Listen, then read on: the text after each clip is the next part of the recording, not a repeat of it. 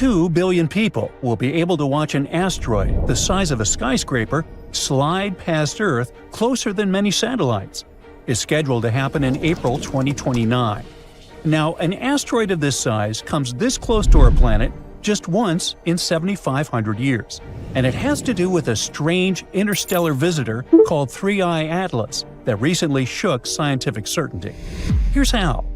The Atlas Survey System, a nickname for Asteroid Terrestrial Impact Last Alert System, that's a mouthful, well, it scans the sky every night looking for objects that might threaten Earth. When it first flagged 3I Atlas in 2025, it appeared as a faint smudge in telescope data, the kind of thing astronomers almost ignore because the sky is full of harmless junk. Then, scientists calculated its speed and direction and realized something was off. It wasn't bound to the sun like most comets and asteroids. Space objects usually follow clean curves dictated by gravity and sunlight. Sunlight heats a comet, ice turns to gas, gas escapes – hey, I know all about that – and that tiny push slightly alters its path, like a slow leak nudging a balloon. 3I Atlas didn't just nudge, it lurched. It accelerated in ways that didn't line up neatly with heating models. It was moving too fast, on a path that screamed interstellar origin, which means it came from another star system entirely. It shifted direction slightly but persistently. That kind of motion means our models weren't telling the full story. Researchers figured out the object's structure must be unusual, like a fragile pile of rubble venting gas from unexpected pockets. It was also possible that its surface chemistry reacted differently to sunlight than anything we've seen before. And maybe it meant that tiny forces scientists usually ignored actually matter more than they thought. NASA and the ESA both emphasized that this thing, I'll just call it 3I, wasn't an extraterrestrial spacecraft, unlike what the internet crowd supposed.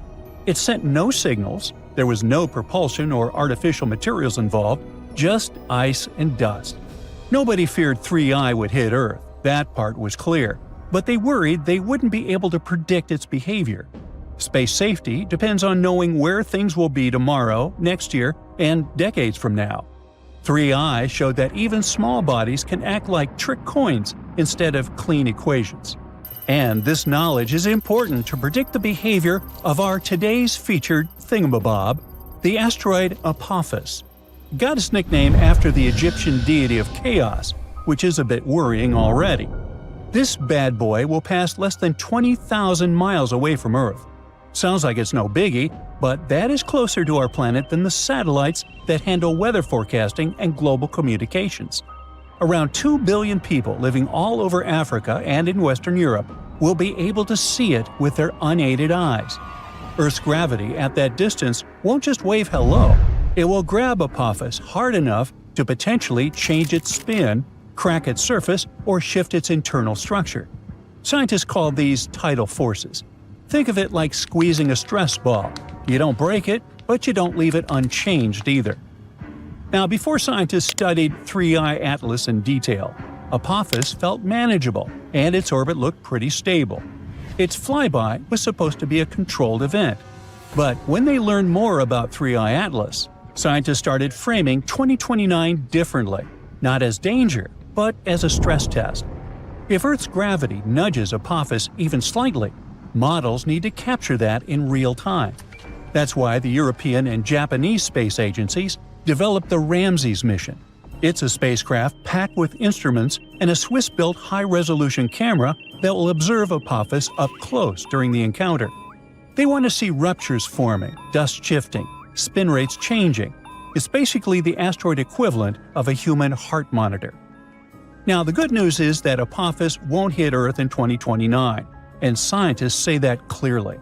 But safety depends on predictability, and predictability took a hit when 3I Atlas misbehaved. So the scientists are now watching Apophis closely to test their assumptions in the safest way possible, with a known object, a known time, and every telescope pointed straight at it. Of course, they didn't take their eyes off 3I Atlas either. One of NASA's newest spacecraft, Europa Clipper, is cruising toward Jupiter right now, with a long trip ahead of it. On the way, scientists realized they had a perfect chance to point their instruments at this interstellar comet. From about 102 million miles away, Europa Clipper turned its camera and watched 3I Atlas drift by. What it captured isn't something your eyes could ever see. The image came from an ultraviolet instrument designed to study Jupiter's icy moons, not comets, and it observed 3I Atlas for 7 straight hours. Ultraviolet light reveals gases and elements that stay completely invisible in normal photos. It's a way for scientists to see the comet's chemistry in action, instead of just its shape.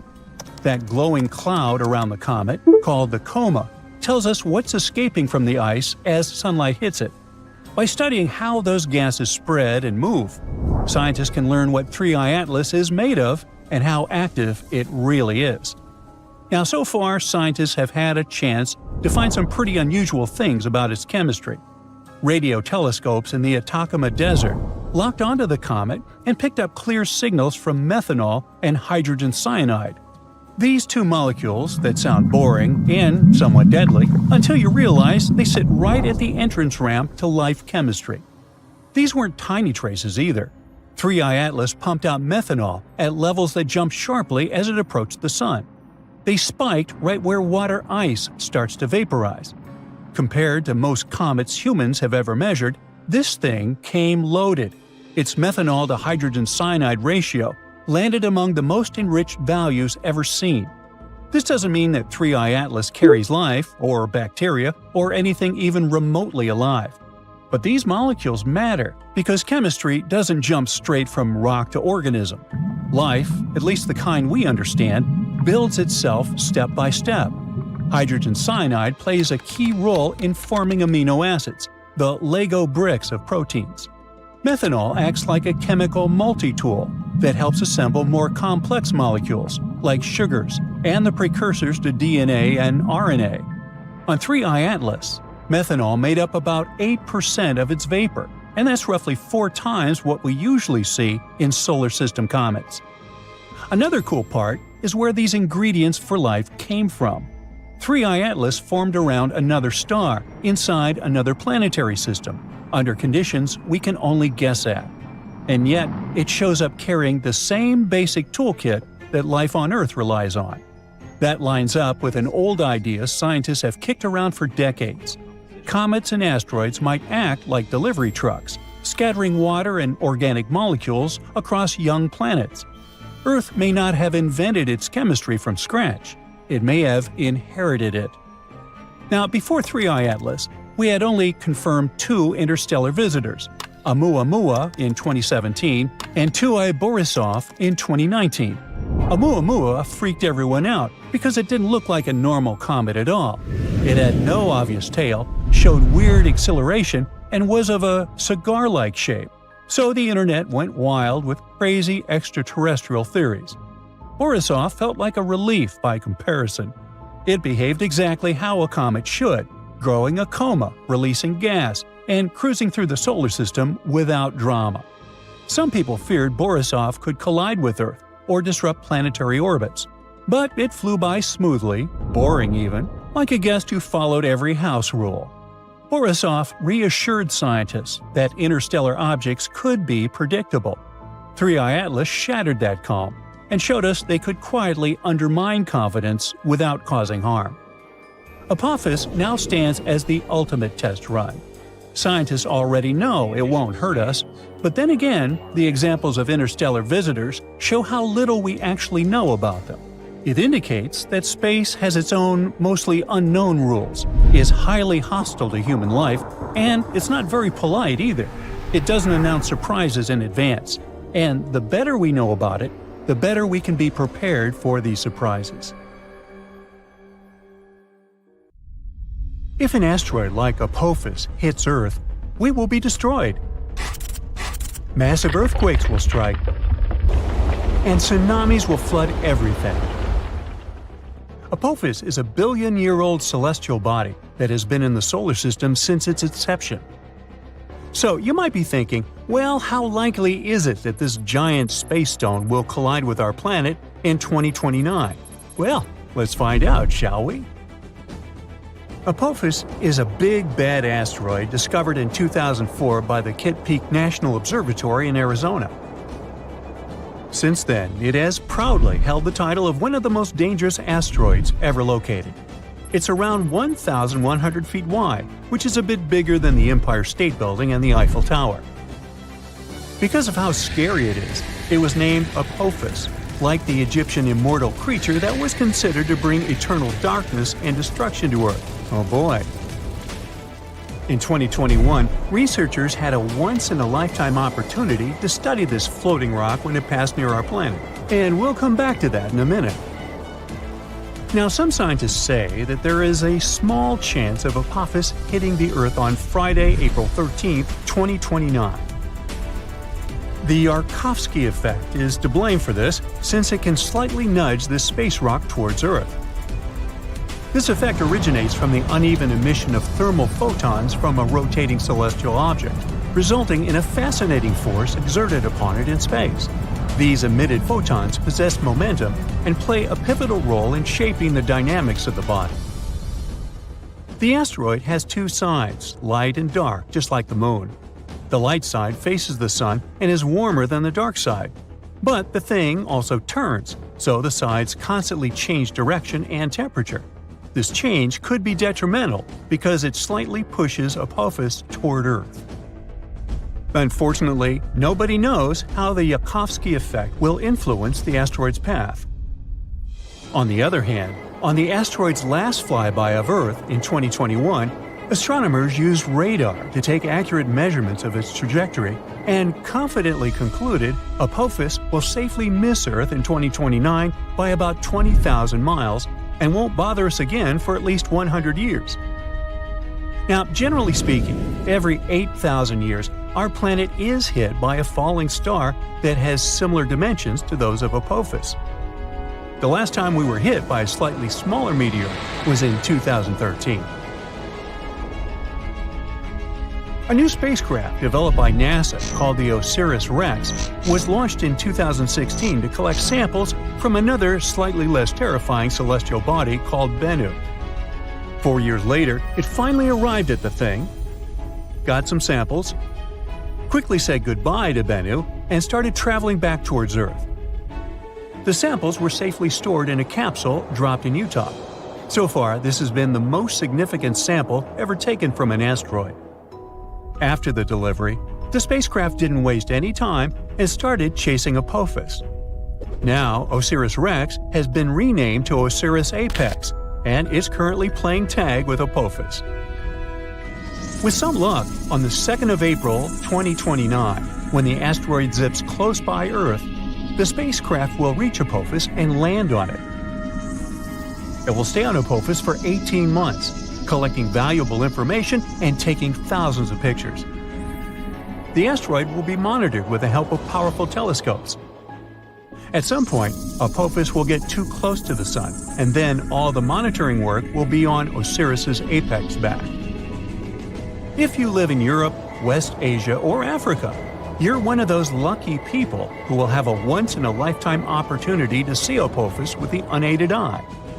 It'll be visible in the sky in these regions in 2029, and those who have telescopes will be able to spot it once again in 2036. OSIRIS-APEX will experience some problems because the asteroid has a thick crust, and the spacecraft won't be able to collect data as easily as it did with Bennu. OSIRIS-APEX has a unique thruster that will blow all the dust from Apophis while landing. This will be a perfect chance to analyze the surface of the asteroid to see what it's made of. The craft will spend 1.5 years mapping the asteroid, trying to detect changes in its shape. All this research will show how the celestial body is likely to move so we can better design plans to protect Earth from such things. In 2025, NASA is also going to launch the mission Apophis Pathfinder, and it will be the first spaceship to ever touch this asteroid. It will land approximately a year after its launch. Also, NASA has proposed sending a swarm of tiny craft into space to help humanity develop effective protective tactics against asteroid strikes. We know that Apophis originated in the primary asteroid belt between Mars and Jupiter. In the past million years, This celestial body has changed its path because of the considerable influence of Jupiter's gravitation. Now it seems like it favors the Sun more, meaning this asteroid will come very close to Earth. That's why it's classified as a near-Earth celestial body.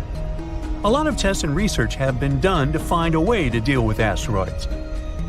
Some solutions include drilling and detonating the space body from inside, or testing new technologies, like attaching rockets to it and trying to steer it away from Earth.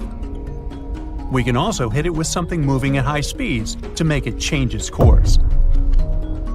Apophis is an S-type asteroid made of rocks and minerals like iron and nickel, and is shaped like a peanut. It can tell us a lot about the past and possibly the future. Sampling this space object could reveal how life on Earth began and how plants appeared. There are many theories that suggest that water arrived on our planet on an asteroid or a comet. Asteroids are like priceless time capsules.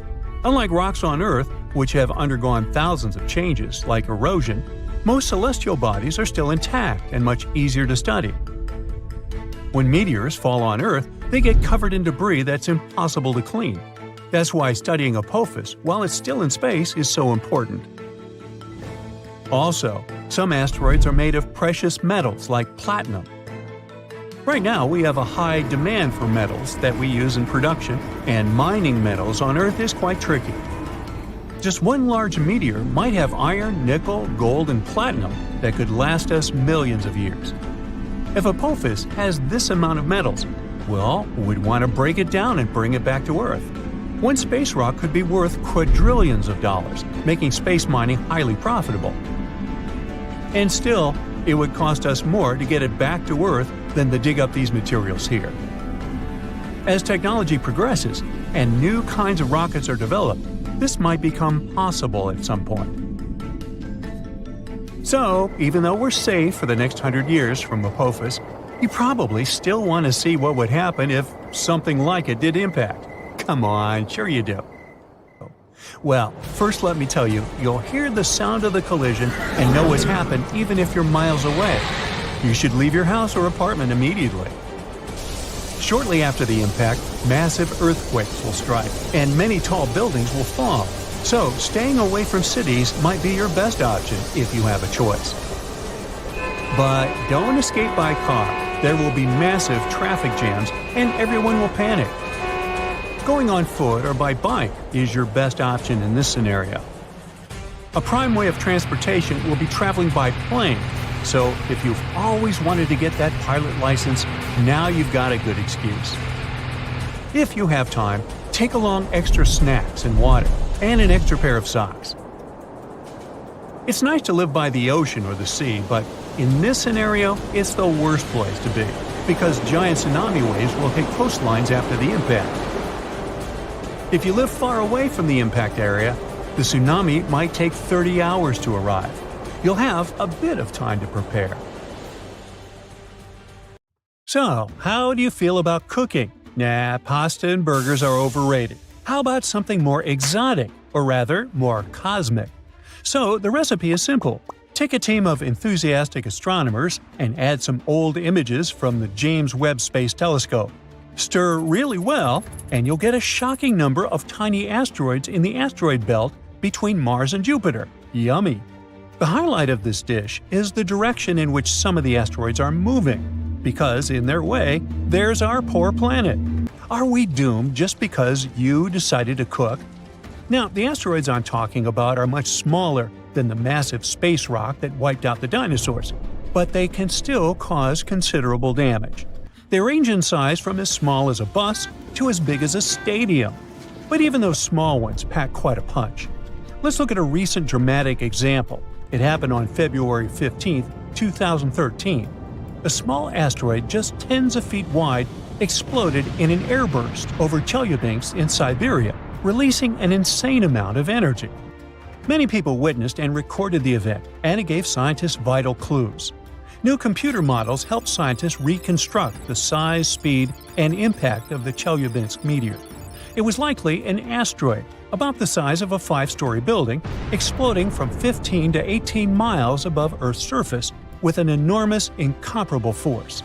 The blast shattered 1 million windows and hurt over 1,000 people. Fortunately, it wasn't powerful enough to cause too much damage, but it gave us an idea about how dangerous an airburst can be. Now, an airburst occurs when an object explodes high in the atmosphere, never striking the ground, but releasing enough energy to devastate the area. But back to the small asteroids.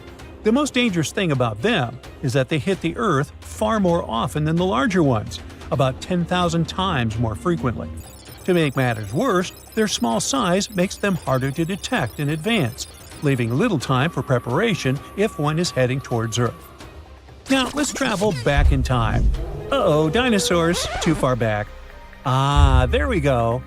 A team of astronomers is working on a special method to find small asteroids in telescope images that were originally taken to study distant stars. Using this method, they've looked through thousands of JWST images of a star system called TRAPPIST-1. It's located 40 light-years away and is one of the most studied systems outside our solar system. Now, while analyzing these images, they discovered 138 new asteroids in the main asteroid belt, plus 8 they already knew about. And guess what? Among the newly found asteroids, 6 seem to have been pushed into paths that could bring them closer to Earth. Who did it? Well, probably nearby planets. Are they holding a grudge against Earth? Interestingly, scientists thought they'd find just a few new asteroids, but the number was much higher than they expected. Yet, it's no wonder. Right now, they're exploring a part of space they didn't know much about before. Now, let's talk about the hero of the day, the James Webb Space Telescope. It's especially good at finding small asteroids because it can detect their heat. These asteroids give off infrared radiation, which is much easier to see than the faint sunlight that reflects off their surfaces. This technology allowed scientists to spot the smallest asteroids ever seen in the main asteroid belt. The asteroids they found are pieces left over from collisions between bigger space rocks. Finding them helps astronomers understand the history of the asteroid belt and improve methods for tracking small asteroids that could threaten Earth. The researchers are planning to use James Webb to observe other star systems for at least 500 hours. They expect this work to uncover thousands more small asteroids in the solar system. Other advanced telescopes, like the Vera C. Rubin Observatory in Chile, will also help. Starting in 2025, this observatory will use the world's largest digital camera to photograph the southern sky every night for at least 10 years. Each image will cover a huge area of the sky, about 40 times the size of the full moon. The observatory might find up to 2.5 million asteroids in just 6 months, almost doubling the number we know about. Recently, NASA has identified 2 small asteroids. They were supposed to pass near Earth on December 16, 2024. Luckily, neither posed any danger to our planet. The first asteroid was 71 feet wide, about the size of a large airplane, and was traveling at 10,800 miles per hour. The second asteroid was slightly smaller, 56 feet wide, but it traveled faster at 14,700 miles per hour. But hey, even though this time the danger is past, who knows what the future will bring? It may sound weird these days, but astronomers didn't really care much about small asteroids for a rather long time. They thought of them as just random space debris that got in the way of observing stars. Some even called them sky parasites. But now, the way we see these little space rocks has completely changed. You see, until recently, we could only spot really big asteroids, those over a mile wide. The smaller ones just blended into the background noise in telescope images. But then, a clever trick appeared where multiple images of the same part of the sky were combined, making those faint small objects finally stand out. The data from certain telescopes, along with the James Webb Space Telescope, helps us improve planetary defense. But there's more to it than just protecting our planet. Studying these small asteroids also teaches us about how the solar system evolved. There are so many of them because they're fragments from collisions between bigger space rocks. One researcher has said this is like looking at old data in a new way. These small asteroids, which people used to think of as space junk, are crucial for understanding our solar system and even preparing for whatever the future holds. Among those hundreds of millions of rocks orbiting the Sun in the asteroid belt between Mars and Jupiter, some are especially worrisome. They come close enough to Earth for it to be quite concerning. NASA classifies asteroids that orbit within 30 million miles of our planet as near-Earth objects, and those could pose a serious threat if they were to collide with our planet. Right now, NASA is closely monitoring an asteroid named Bennu. This is a fairly large space rock, measuring about 1,600 feet across. It could, potentially, crash into Earth in 159 years. First, the astronauts spotted it in 1999. So currently, experts believe that there's a small chance Bennu could drift into Earth's orbit and collide with our planet by September 24, 2182. Would it be bad? Well, to put it in perspective, Bennu is taller than the Empire State Building. If it hit Earth, it would generate 1,200 megatons of energy, an amount so massive that nothing on Earth could generate that. NASA scientists are particularly concerned about a tiny chance that Bennu could pass through a gravitational keyhole during a flyby in the 22nd century. This keyhole is a region in space that could set the asteroid on a path that brings it directly to Earth. Now, Bennu flies by Earth every 6 years and has had 3 close encounters with us in 1999, 2005, and 2011. Right now, scientists estimate that the chance of Bennu hitting Earth by 2182 is about 1 in 2,700, more than 5 times greater than the chance of being struck by lightning. Although the chances of Bennu colliding with Earth are very low right now, this space rock is still classified as a potentially hazardous asteroid because it might come as close as 4.65 million miles to Earth. Now, this asteroid is another space rock that we need to keep an eye on. It's a near-Earth object about 1,100 feet across, and it was discovered in 2004. Initially, it was considered one of the most dangerous asteroids ever detected. Apophis quickly gained attention because experts believed it could pose a serious threat to Earth because of its close approach to our planet in 2029. However, after further study of its orbit, astronomers determined that there was no risk of a collision for at least a century. Well, we can all breathe easier now, can't we? That tiny dot in the sky is an asteroid called 2024 YR4, and it gave scientists a serious scare. Early projections showed a 2.3% chance that it could hit Earth. That might sound small, but for an object big enough to wipe out a city, it was enough to raise alarms. Now, there's good news and bad news. The good, it's no longer on a collision course with our planet. The bad, it might be heading for the moon instead. Astronomers first spotted it in the El Sos Observatory in Chile, back in December 2024. Judging by how bright it appeared, they estimated its size to be somewhere between 130 and 300 feet wide. That's about the size of a football field. If something this big hit Earth, it could be truly catastrophic. I mean, not on the level of the asteroid that wiped out the dinosaurs, but still enough to destroy an entire city, depending on where it lands. Drop it over Paris, London, or New York, and you're looking at complete devastation across the city and nearby areas. That's why it was considered one of the most dangerous space rocks to ever come near us. It makes total sense that this asteroid became a bit of a celebrity. From the moment it was discovered up until February 2025, the risk of a collision just kept climbing. But now we can breathe a little easier. New calculations from NASA have completely ruled out any chance of impact. In fact, there's no serious threat from this asteroid for at least the next 100 years. Okay, but how did we go from this is a threat to, oops, we were wrong? That happens quite often, actually. I mean, an asteroid seems risky at first, then it gets even riskier, and then, out of nowhere, it's suddenly safe. Does that mean we can't trust their math? You see, the first time specialists spot an asteroid, it's really just a tiny dot of light in the sky.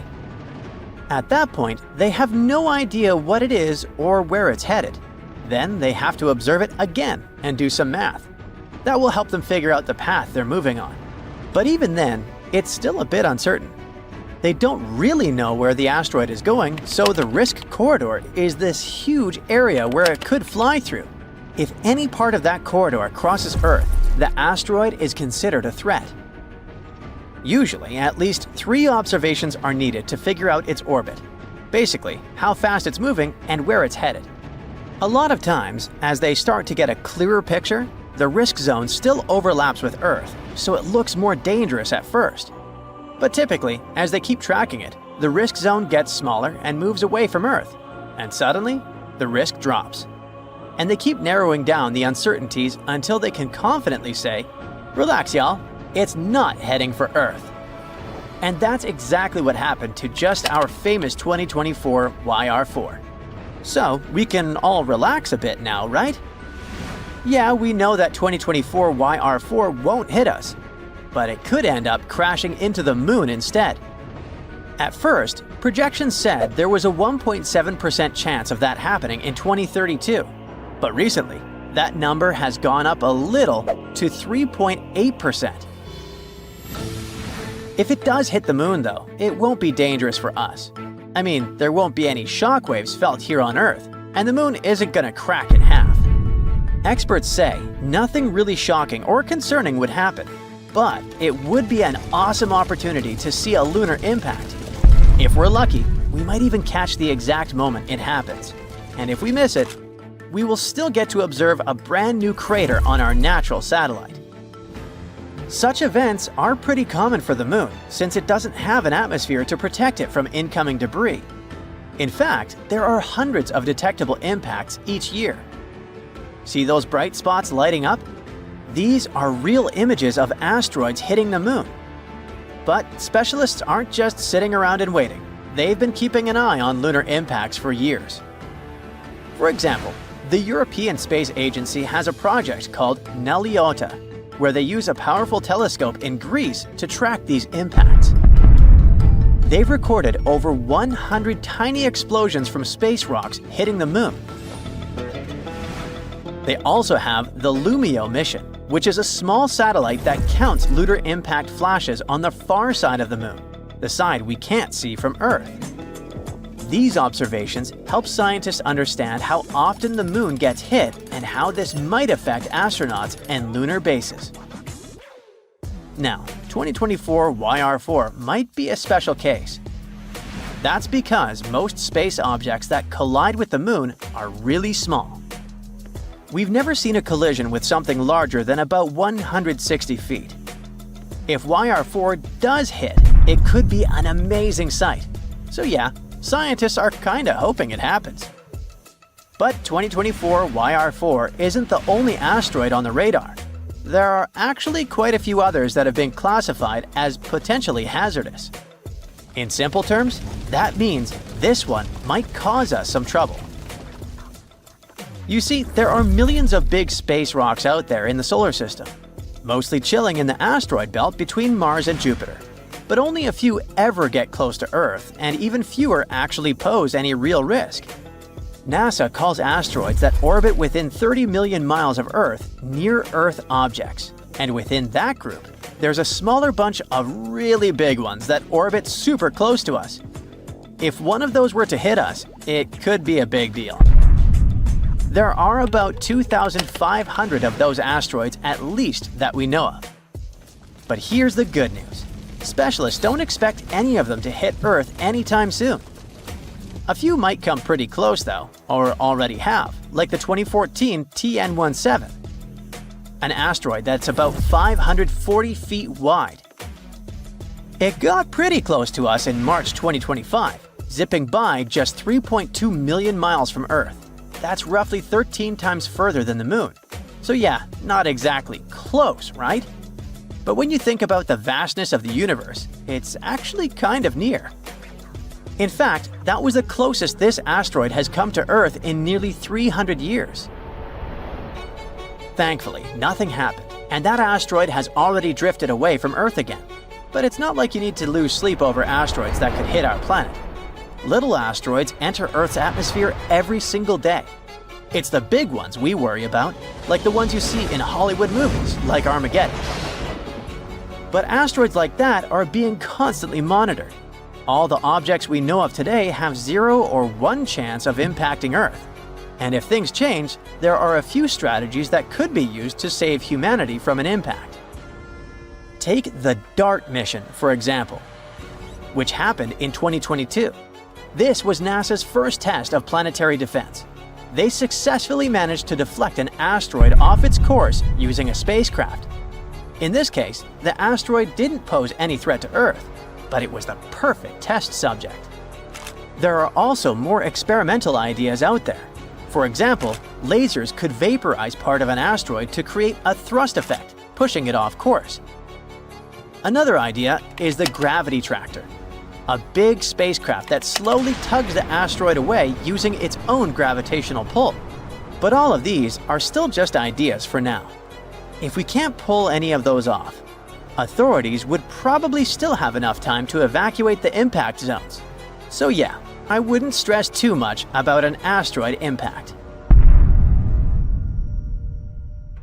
So, theoretically, humans can survive an asteroid that has the potential to destroy entire planets. It won't be a walk in the park, though. Let's go back in time to 66 million years ago, in the late Cretaceous period. The Earth, before humans, where dinosaurs are thriving. The plants and animals are rich and diverse. You'd see a T-Rex chasing a Triceratops, or the massive Alamosaurus, one of the biggest animals to ever roam the planet, towering over the landscape. In Texas, they remember the Alamosaurus. And watch out for the Ankylosaurus, a living tank swinging its tail like a wrecking ball at any threat. As you're about to enjoy a quiet evening under the stars, a bright new light appears in the sky of the northern hemisphere. Now, a new star in the sky doesn't really stand out at first. It's just twinkling like the rest. But give it a few hours and you'll notice it's getting brighter. Check again the next night and boom, it's the brightest thing in the sky, outshining planets and even the moon. Then finally, it horrifyingly outshines the sun. The star was the Chicxulub asteroid, which left a gigantic crater now called Chicxulub Crater in Mexico's Yucatan Peninsula. The asteroid enters the Earth's atmosphere at a blistering 12.5 miles per second. It blasts through 60 miles of the atmosphere in about 3 seconds. It falls so fast that even the air can't get out of its way. The air gets squashed and heats up to thousands of degrees in a blink. Before the asteroid even touches the ground, this super-hot air has already vaporized much of the sea where it's about to strike, near the Yucatan Peninsula. Then, in a flash, the asteroid smashes into the Earth, screaming over Central America with a loud boom that echoes everywhere. It doesn't just smash the ground, it makes the soil and rock flow like liquid. The asteroid digs a hole so wide and deep that it nearly touches Earth's inner layers and throws up dirt more than 20 miles high. At that exact moment of impact, the asteroid also turns its massive speed and weight into heat in a split second. It puts so much energy into the Earth that it makes molecules move faster than the surface of the Sun. This massive energy created a giant ball of plasma, superhot charged gas that includes bits of vaporized rock. This all shot out at incredible speeds. The shockwave from the impact and the heat turned the Earth around the crash site into gas instantly. This set off earthquakes all around the world. And it's not just the rocks flying around that you need to worry about. As they plummet through the sky, they rub against the air, heating up so much that they set fires all around the world. The heat they give off could be compared to an oven cranked up to its highest setting. This fiery shower causes most of the world's trees to burn down. The entire world is now on fire. Soon it changes everything. In a blink, dinosaurs were wiped out, making way for mammals to rise. And not only dinosaurs, 75% of species and big creatures disappeared, leaving behind only some small birds and critters. So, how could you, a human, survive something like that? Now, some animals made it back then. To survive, we need to learn from their resilience. The only birds that survive even in the toughest conditions are the ones nesting safely on the ground. Among the few larger animals that manage to dodge extinction, all have ways to deal with the heat. Some, like certain small mammals, snakes, and lizards, can dig themselves into cooler underground burrows. Others, like crocodiles and turtles, just hide in the water. So, if you're exactly on the other side of the planet when the strike happens, and you act super fast, you might just make it.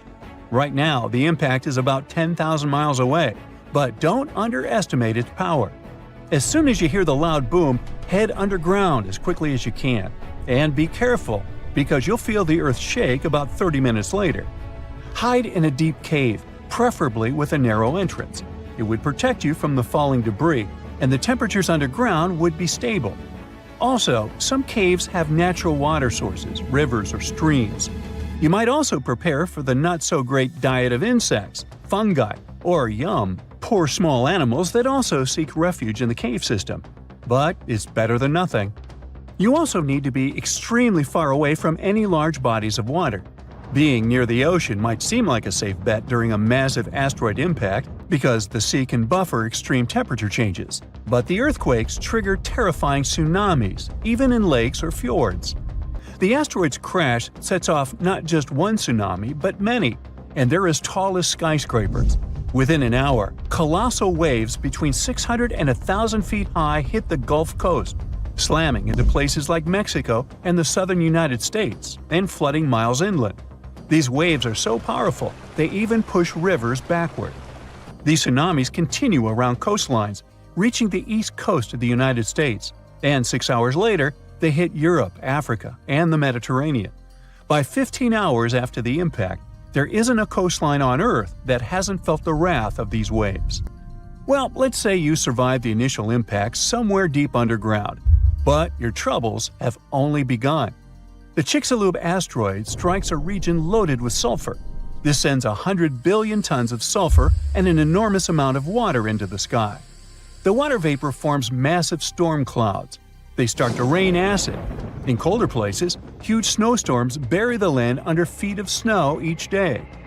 The impact also vaporizes massive amounts of oil, throwing up 150 football stadiums worth of it into the air. This oil turns into a thick black soot in the stratosphere. It coats the Earth like black paint.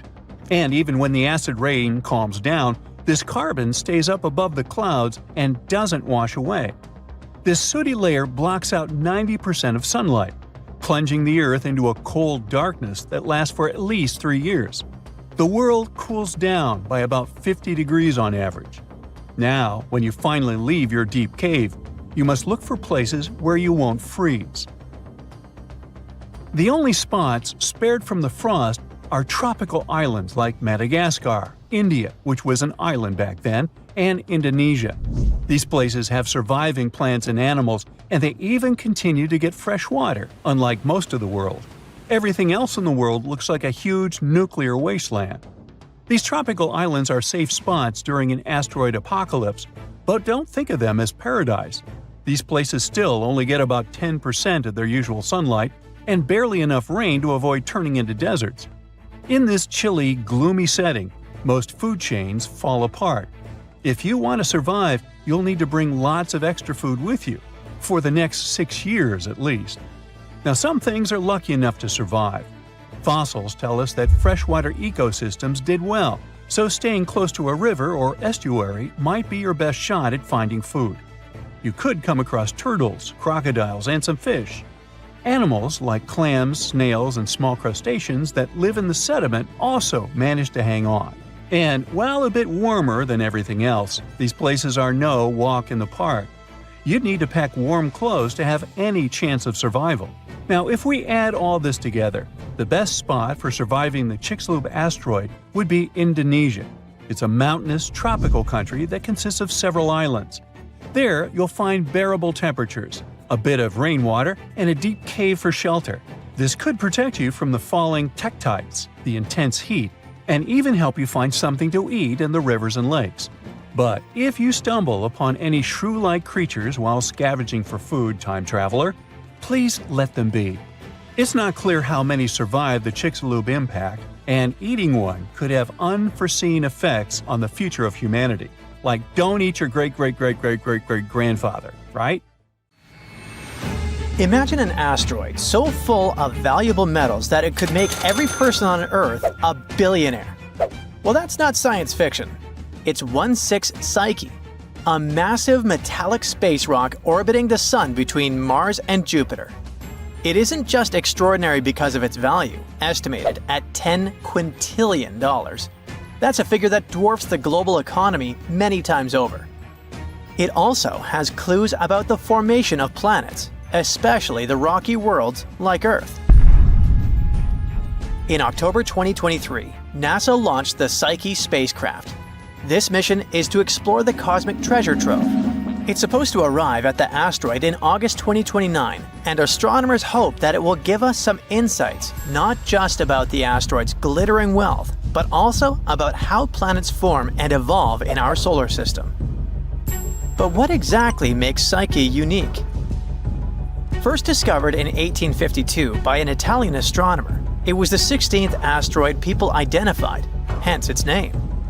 It stands out among the millions of space rocks in the asteroid belt for one main reason: its metallic composition.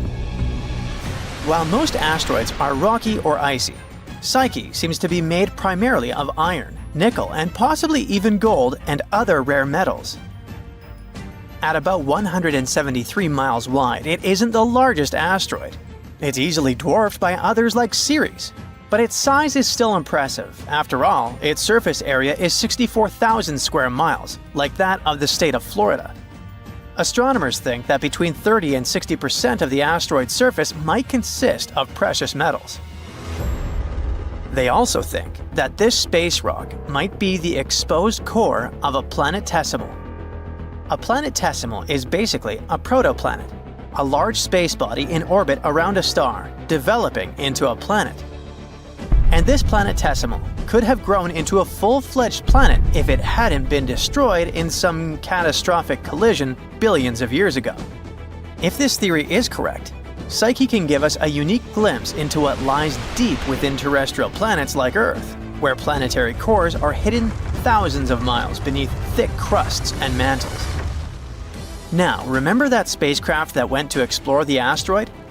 After embarking on its ambitious mission, the Psyche probe will travel a mind-boggling 2.2 billion miles to reach its goal. This journey will take nearly 6 years. On its way to the asteroid, the spacecraft will pass by Mars in May 2026 and use the red planet's gravity to slingshot itself deeper into space. This maneuver is called a gravity assist, and it will boost the velocity of the probe and refine its trajectory toward the asteroid.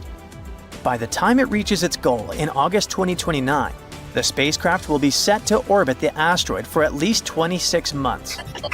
During this time, it will analyze its surface, figure out its composition, and attempt to unravel its history. The probe is equipped with some pretty cool tools. One of them is called a multispectral imager. This instrument will snap high-resolution images of the asteroid's surface. It's supposed to help astronomers to study its texture and composition. Then, the probe has a gamma-ray and neutron spectrometer. This instrument will measure the asteroid's chemical elements, including its metal content. A magnetometer will detect a magnetic field, if any, which could confirm Psyche's origin as a planetary core. And finally, an X-band radio system will help determine the asteroid's gravity field, which can offer insights into the asteroid's internal structure. NASA isn't sending the spacecraft to assess the value of the space rock as a mining target. Well, at least not yet. The main goal of the mission is science. Researchers hope to answer fundamental questions about how planets form and evolve. And this asteroid could help us understand what happens when molten material solidifies into a core. Another question we need to answer to is, why did it fail to become a planet? And understanding the history of the asteroid might shed light on why some celestial bodies grow into planets while others don't. While NASA's mission is purely exploratory, it has also sparked interest from the point of view of asteroid mining. With its estimated worth of $10 quintillion, Psyche could theoretically supply enough raw materials to revolutionize industries on Earth. Mining it is likely to be decades away, if it ever happens altogether, but the idea still sounds amazing. At the same time, if the asteroid's metals were somehow brought to Earth, Their abundance could cause the value of precious metals like gold to plummet, and it would wreak havoc on global markets. Speaking of valuable resources, let's find out how Earth got its own gold, platinum, and other rare metals. These elements, aka highly siderophile elements, have a cosmic origin story, and it's every bit as dramatic as Psyche's. These precious metals were born in violent cosmic events billions of years ago. Many appeared in kilonovae, explosive collisions between neutron stars. These metals were then scattered across space and eventually became part of the gas and dust cloud that formed our solar system. When Earth formed, those metals sank towards its iron-rich core, but not all of them ended up deep inside the planet. Destructive collisions with rogue protoplanets like the Mars-sized Theia, which most likely helped to form the Moon, trapped some elements in Earth's mantle. Recent computer models have explained how this happened. After each major collision, Earth's surface temporarily became a magma ocean, a molten layer of rock. As metals sank through the magma, they reached a partially solid layer that slowed their descent, keeping them in the mantle instead of the core. These metals then moved closer to the surface under the influence of thermal convection. That's what made them accessible for mining billions of years later. While Psyche's metals are all over the news, space has more to offer than just gold and iron. Scientists have discovered, or rather theorized, the existence of different gemstones scattered across the cosmos, like diamonds. The thing is, diamonds are made of pure carbon, and this element is abundant in the universe. On Earth, diamonds form deep in the mantle under high pressure and temperature. In space, conditions for diamond formation can occur in surprising places. For example, nanodiamonds, which are really tiny diamonds, have been found in meteorites. Sometimes they contain gases that give us clues about the early solar system. Scientists believe that it might rain diamonds on our ice giants, Neptune and Uranus. There, high pressures compress carbon into crystalline form. Researchers have also predicted that exoplanets in other solar systems could have gemstones like rubies and sapphires, depending on their size and proximity to their stars. Even Earth's moon had its own share of cosmic minerals. Scientists have found some traces of cubic zirconia in lunar rocks. So space might hold even more treasures than we've imagined. But let's get back to the Psyche mission. It might not only reveal the whole potential of space resources, but also underline the issues we could face while dealing with them. For example, mining an asteroid would require the usage of autonomous robots, machines capable of operating in harsh space environments. Plus, we would need efficient transport systems to bring materials back to Earth or process them in orbit. We would need to make sure that mining activities wouldn't damage ecosystems or space environments. There are also legal and ethical issues, like the Outer Space Treaty of 1967. It prohibits any nation from claiming sovereignty over celestial bodies. But with private companies entering the space race, debates over ownership and resource sharing are heating up. And finally, bringing such amounts of metals to Earth could destabilize global markets. So, experts suggest that space resources might be better used in space, for building habitats, satellites, and spacecraft. But no matter whether we ever mine 16 Psyche or not, its exploration will teach us more about the early solar system and the processes that shaped our planet. As of December 1st, 2024, the probe is heading for the asteroid, following the orbit around the Sun. Its journey promises not only to deepen our knowledge of the universe, but also to redefine what's possible for humanity as we reach for the stars. Asteroids are a serious, very real danger. Some of them are big enough to cause a lot of trouble if they collide with Earth. One asteroid in particular is making headlines these days. A new study has revealed there's a small chance it could hit our planet during its close flyby in 2029. But the question is unusual. Will the asteroid survive this encounter? Apophis, which got its name from Apep, the Egyptian deity of chaos and disorder, has become one of the most infamous asteroids. Discovered in 2004, this space object is about 1,100 feet wide. It's about the height of the Eiffel Tower in Paris. Because of its size and the close flyby predicted for 2029, astronomers classify Apophis as a potentially hazardous object. Those are asteroids and other space objects that pass close to Earth and are big enough that we really need to pay attention to them. Right now, scientists say the chances of a collision are slim, less than 1 in a billion. So, at the moment, we can probably claim that Earth is out of danger. But the same can't be said about the asteroid itself. When Apophis passes close to Earth in 2029, our planet's gravity is likely to shake it so violently that it may experience something like an earthquake, a cosmic asteroid quake, if you will. The stress from this gravitational force will probably cause parts of the asteroid's surface to crack off and fly into space. And even though this might not be a full-blown disaster, and the asteroid won't fall apart completely, it's very likely to lose some material during the flyby. Some of this debris might just stick around in orbit, while other bits could fly off into deep space. Over time, this catastrophe could affect Apophis's rotation, causing it to spin differently or tilt in a way it hasn't before. And this is a phenomenon scientists are really interested in, because it could teach us a lot about how asteroids react when powerful gravity is pulling on them. Now, let's get back to Earth. Well, we haven't left. Anyway, even though the asteroid isn't big enough to wipe out the planet like the asteroid that destroyed the dinosaurs, it's large enough to cause serious damage to a large city if it ever collided with Earth. It could mess with the climate all over the planet, too. At the moment, it looks like the space rock will sail past Earth at a distance of around 20,000 miles. It's still worryingly close, but far enough to avoid a collision. To put it in perspective, that's less than a tenth of the distance between Earth and the Moon.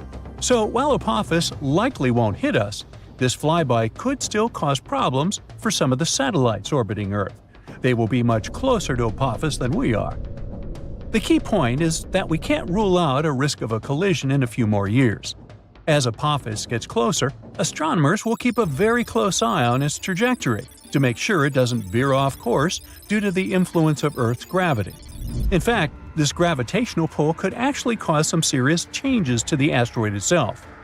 Now, even though Apophis is not likely to cause a global disaster if it were to hit Earth, the consequences would still be pretty severe. The impact could destroy an entire city, and the resulting climate changes could mess with food production for years. It wouldn't be an extinction-level event, but it would still be a huge deal. Now, Apophis is not the only asteroid we need to worry about. Scientists are constantly on the lookout for other asteroids that could potentially cause harm to our planet. Thanks to new technology, astronomers can now track dangerous space rocks from way farther out in space. One cool new method they're using involves studying meteor showers. These showers are actually caused by long-period comets that have been orbiting the Sun for hundreds or even thousands of years. As these comets pass by, they leave a trail of dust and debris, which can end up creating meteor showers when Earth passes through them. Scientists analyze the properties of meteor showers, like their speed, direction, and where they come from. This can help them trace the particles back to their parent comet or asteroid. It's actually a big deal, because it means we might be able to spot potentially hazardous asteroids long before they get close to Earth. The upcoming Legacy Survey of Space and Time project, which is being run out of the Vera Rubin Observatory in Chile, is going to help astronomers track these space rocks from even farther away. Astronomers are going to create a detailed map of the sky and the regions where meteor showers are most likely to occur. It'll help them predict which asteroids might become a problem for Earth in the future, giving us plenty of time to prepare or come up with a plan. But even now, there are many space rocks that can potentially cause a lot of trouble to our planet. Let's look at some of them. Here's the asteroid Bennu. Astronomers discovered it in 1999. This carbon-rich rock is about 1,600 feet across. It's the height of the Shanghai World Financial Center. Didn't you know that? At the moment, this asteroid is the greatest threat to Earth that we're aware of. But don't panic yet. The collision won't happen for a long time. In fact, scientists calculate a 0.037% chance, which is about 1 in 2,700, of Bennu striking Earth on September 24, 2182. I won't be around then. If Bennu does hit our planet, the impact would release so much energy that it would be enough to cause massive destruction in a large region. But luckily, it wouldn't wipe out the entire planet. Still, if Bennu hit a city, the consequences could be catastrophic. NASA's OSIRIS-REx spacecraft has recently visited Bennu and returned with samples, so scientists are learning more about this asteroid all the time. The next asteroid is another one to keep an eye on. It was first discovered in 1950, but wasn't seen again until 2000. Right now, scientists say there's a very slim chance, 1 in 34,500, that it could hit Earth on March 16, 2880, 800 years into the future. So, am I worried? Nah. If it did strike, it would release so much energy it could lead to a global catastrophe, potentially wiping out humanity. Or not. Our next asteroid has been discovered only recently. It was spotted in October 2023. It has a very low chance of striking Earth on October 10, 2119. Man, they got it down to the day? Now, if it were to collide with our planet, the impact would release a lot of energy, which would have a devastating effect for large areas. So, while the arrival of this asteroid is a long shot, this asteroid is still worth keeping an eye on. Now, this asteroid is known as a lost asteroid because it hasn't been seen since 2007. No wonder, it has a very uncertain orbit, and we can't predict its movements. NASA says there's a tiny chance, about 1 in 10 million, that it could strike Earth on March 3, 2030. If it did, the energy released would be able to cause huge regional damage. Finally, we've got this space wanderer. On the one hand, it hasn't been seen since 1979. On the other, scientists believe that there's a very low chance that it could hit Earth on December 14, 2113. Mark your calendars. If it did, the impact would cause a lot of damage and devastation, but it would not lead to the end of humanity. Now, in any case, even though the chances of an asteroid hitting Earth are low, the consequences of such an event could be huge. That's why scientists are so focused on studying these space rocks and tracking their movements. Thanks to new technologies, we can track dangerous objects from farther away and catch them earlier. It can give us more time to react and come up with some effective solutions. Remember that asteroid that wiped dinosaurs off the face of the Earth? Brace yourself, we might witness a similar scenario in our lifetimes. And this time, the consequences might even be more catastrophic. There's just one tiny difference. This new asteroid is likely to smack into the Moon. No, this is not a sci-fi scenario anymore. There's this asteroid called 2024 YR4 that scientists say has about a 4% chance of hitting the Moon in 2032. So what do? Try to gently shove it off course or blow it up? A bunch of researchers, including people from NASA, dug into this and suggested several options. Their worry is real. If that rock hits the Moon, it could kick up a massive cloud of debris, and this cloud could spike to as much as 1,000 times normal levels for a few days. That's not just messy, it could endanger astronauts and satellites in low Earth orbit. One obvious idea is to nudge the asteroid so it misses the Moon. Another is a full-on breakup. Basically, a deliberate explosion. Experts use a clever term to describe it, a robust disruption. But nuking an asteroid is totally untested. Nobody has ever done it before, and it carries huge risks. You could create a bunch of smaller but more dangerous fragments, or do something unexpected that can make things worse. In any case, the idea is out there for scientists to chew on. Now here's the backstory. 2024 YR4 was first spotted on December 27, 2024, and reported to the Minor Planet Center. That's the official hub that tracks all new asteroids and comets. Pretty soon, it showed up on NASA's Century Impact Risk Table, which is like the agency's watch list for any asteroid that could potentially hit Earth. For a little while, things looked sketchy. Out of 37,000 plus known large asteroids, YR4 was the only one with a real chance of smacking into Earth anytime soon. Its odds even climbed to a record 3.1%. That might not sound like much to such amateurs as me and you, but in space terms, that's huge. Scientists were really paying attention. Luckily, after a few more months of better tracking and sharper observations, they nailed down the asteroid's orbit more precisely. Turns out its path isn't taking it anywhere near us after all. Its chance of hitting Earth has dropped so low it's basically zero now. So, we can breathe out and relax. Earth is safe. But the Moon? Maybe not. And that's why researchers are now debating whether to blow the thing up before it ever gets close. The thing is, Asteroid 2024 YR4 is pretty big. Based on what the James Webb Space Telescope saw, it's about 220 feet long, roughly the size of a 20-story building. Not exactly a pebble, I'd say. At first, NASA thought there was only around a 1.7% chance that YR4 would crash into the Moon. But then, the Webb telescope checked again in March, and that number jumped to 3.8% right away.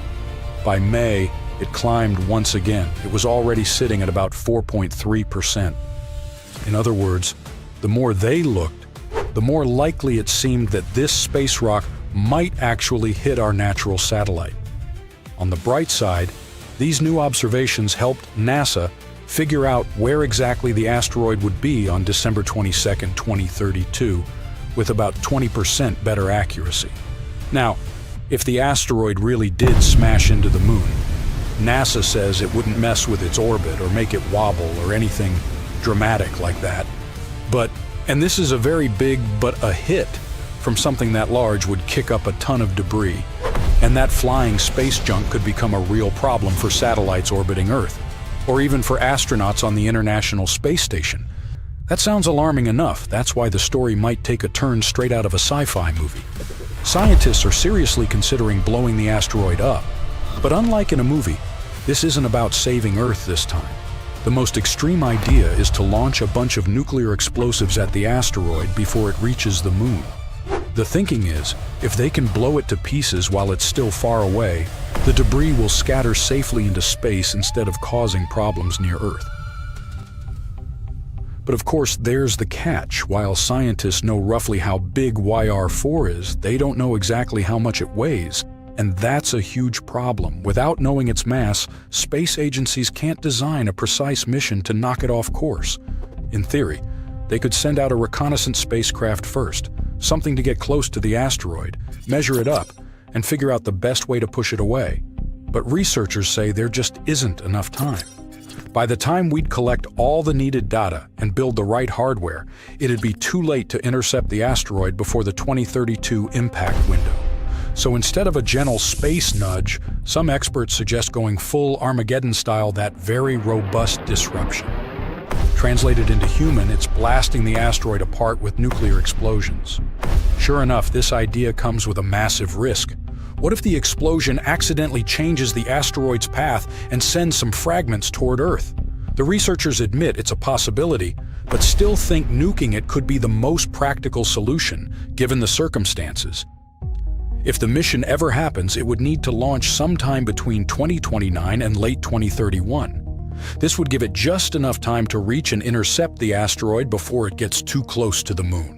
Now, nuking space rocks might sound over the top, but NASA actually has some experience with asteroid defense. Back in 2022, they pulled off something groundbreaking with their Double Asteroid Redirection Test, or DART. That mission was all about proving that humans could physically change an asteroid's path without using explosives. NASA launched a small spacecraft in November 2021, and after almost a year of travel, it crashed head-on into a tiny asteroid named Dimorphos at about 14,000 miles per hour. The idea was simple. If you hit an asteroid hard enough, you can slightly change its orbit, just enough to make it miss Earth someday. And it actually worked. The test showed that even a relatively small spacecraft could make a serious difference.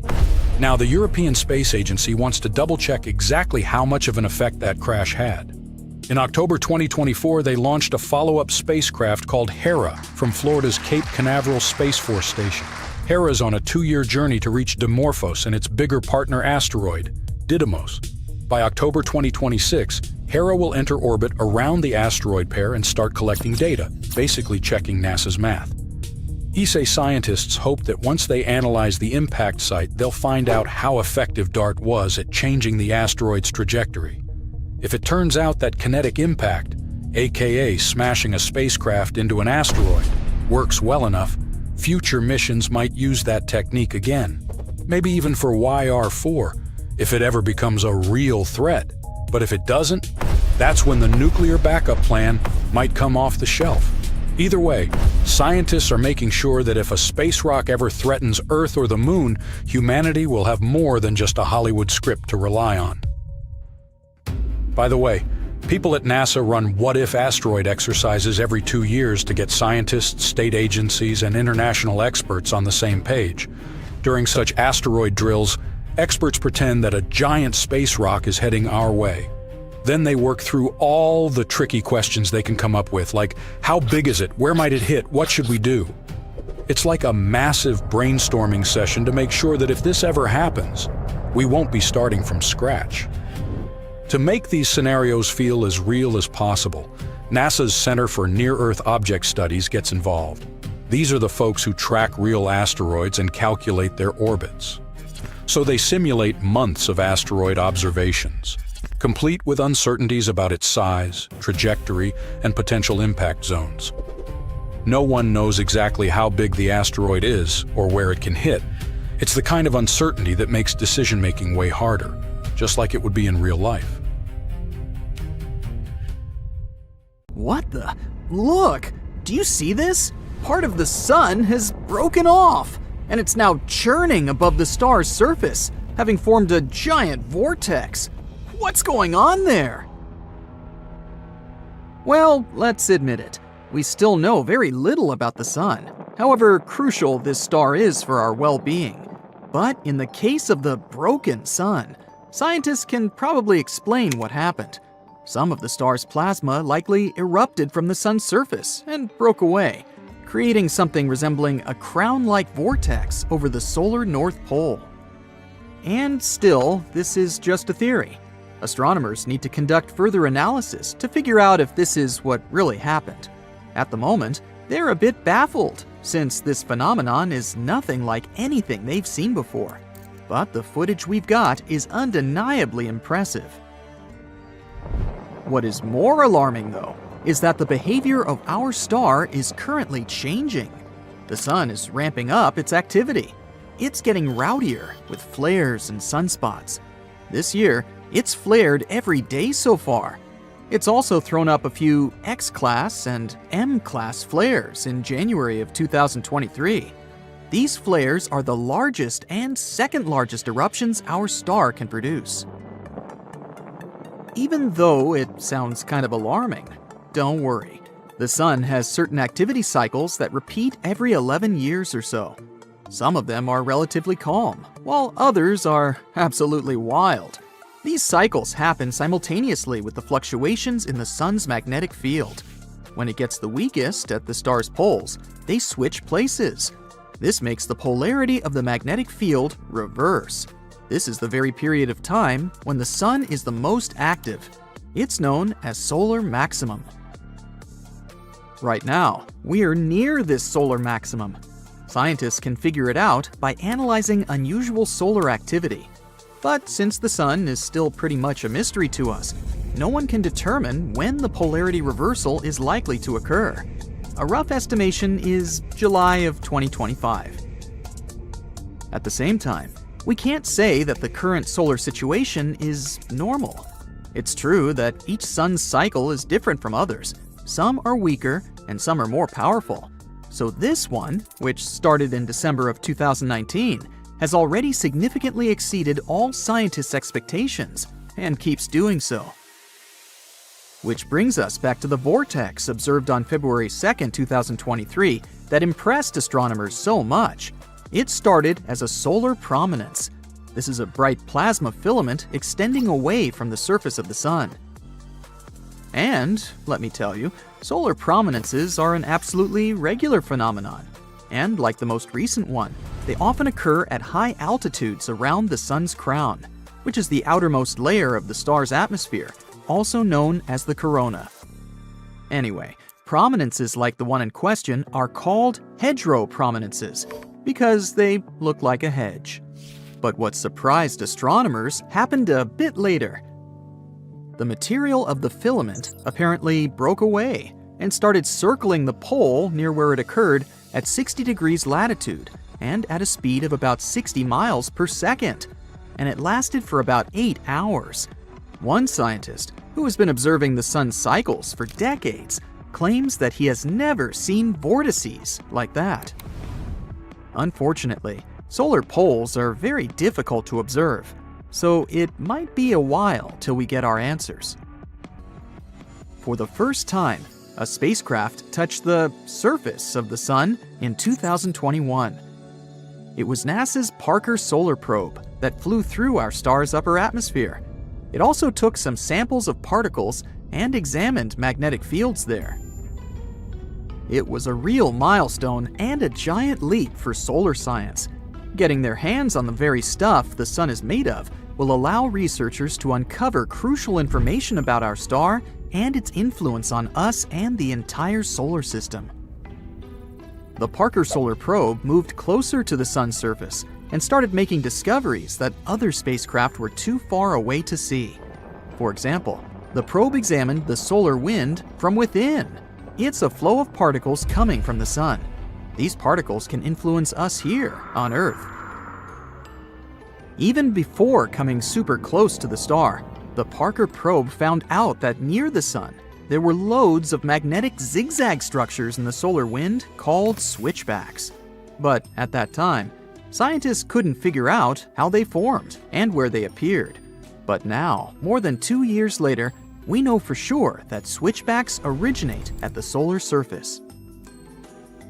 As you know, the sun doesn't have any solid surface, unlike our planet, but it has a superheated atmosphere, which is made of solar material bound by magnetic forces and gravity. When pressure and rising heat push that material away from the star, it eventually reaches a point where the sun's magnetic field and its gravity can't contain it anymore. This point has its own name, the Alphane critical surface.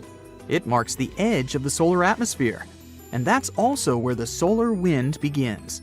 The material that manages to make it past the boundary turns into the solar wind. It drags the sun's magnetic field toward Earth and beyond. But the most important thing is that past the boundary, this wind starts moving so fast that its waves can't return back to the sun, which literally means severing all connections with the star. During its flyby, the Parker probe passed inside and out of the sun's corona several times, which proved that the Alphane critical surface wasn't shaped like a smooth sphere. It has valleys and spikes, and its surface is kinda wrinkled. At one point, the probe even came across a pseudo-streamer. These are massive structures in the sun's corona that rise high above the surface of the star. You can see them from Earth during solar eclipses. And you know what? For the Parker probe, passing through the pseudo-streamer was like flying into the eye of a storm. Inside, everything was much quieter. Particles moved more slowly, and there were fewer switchbacks. It was a huge change from the barrage of particles the probe encountered inside the solar wind.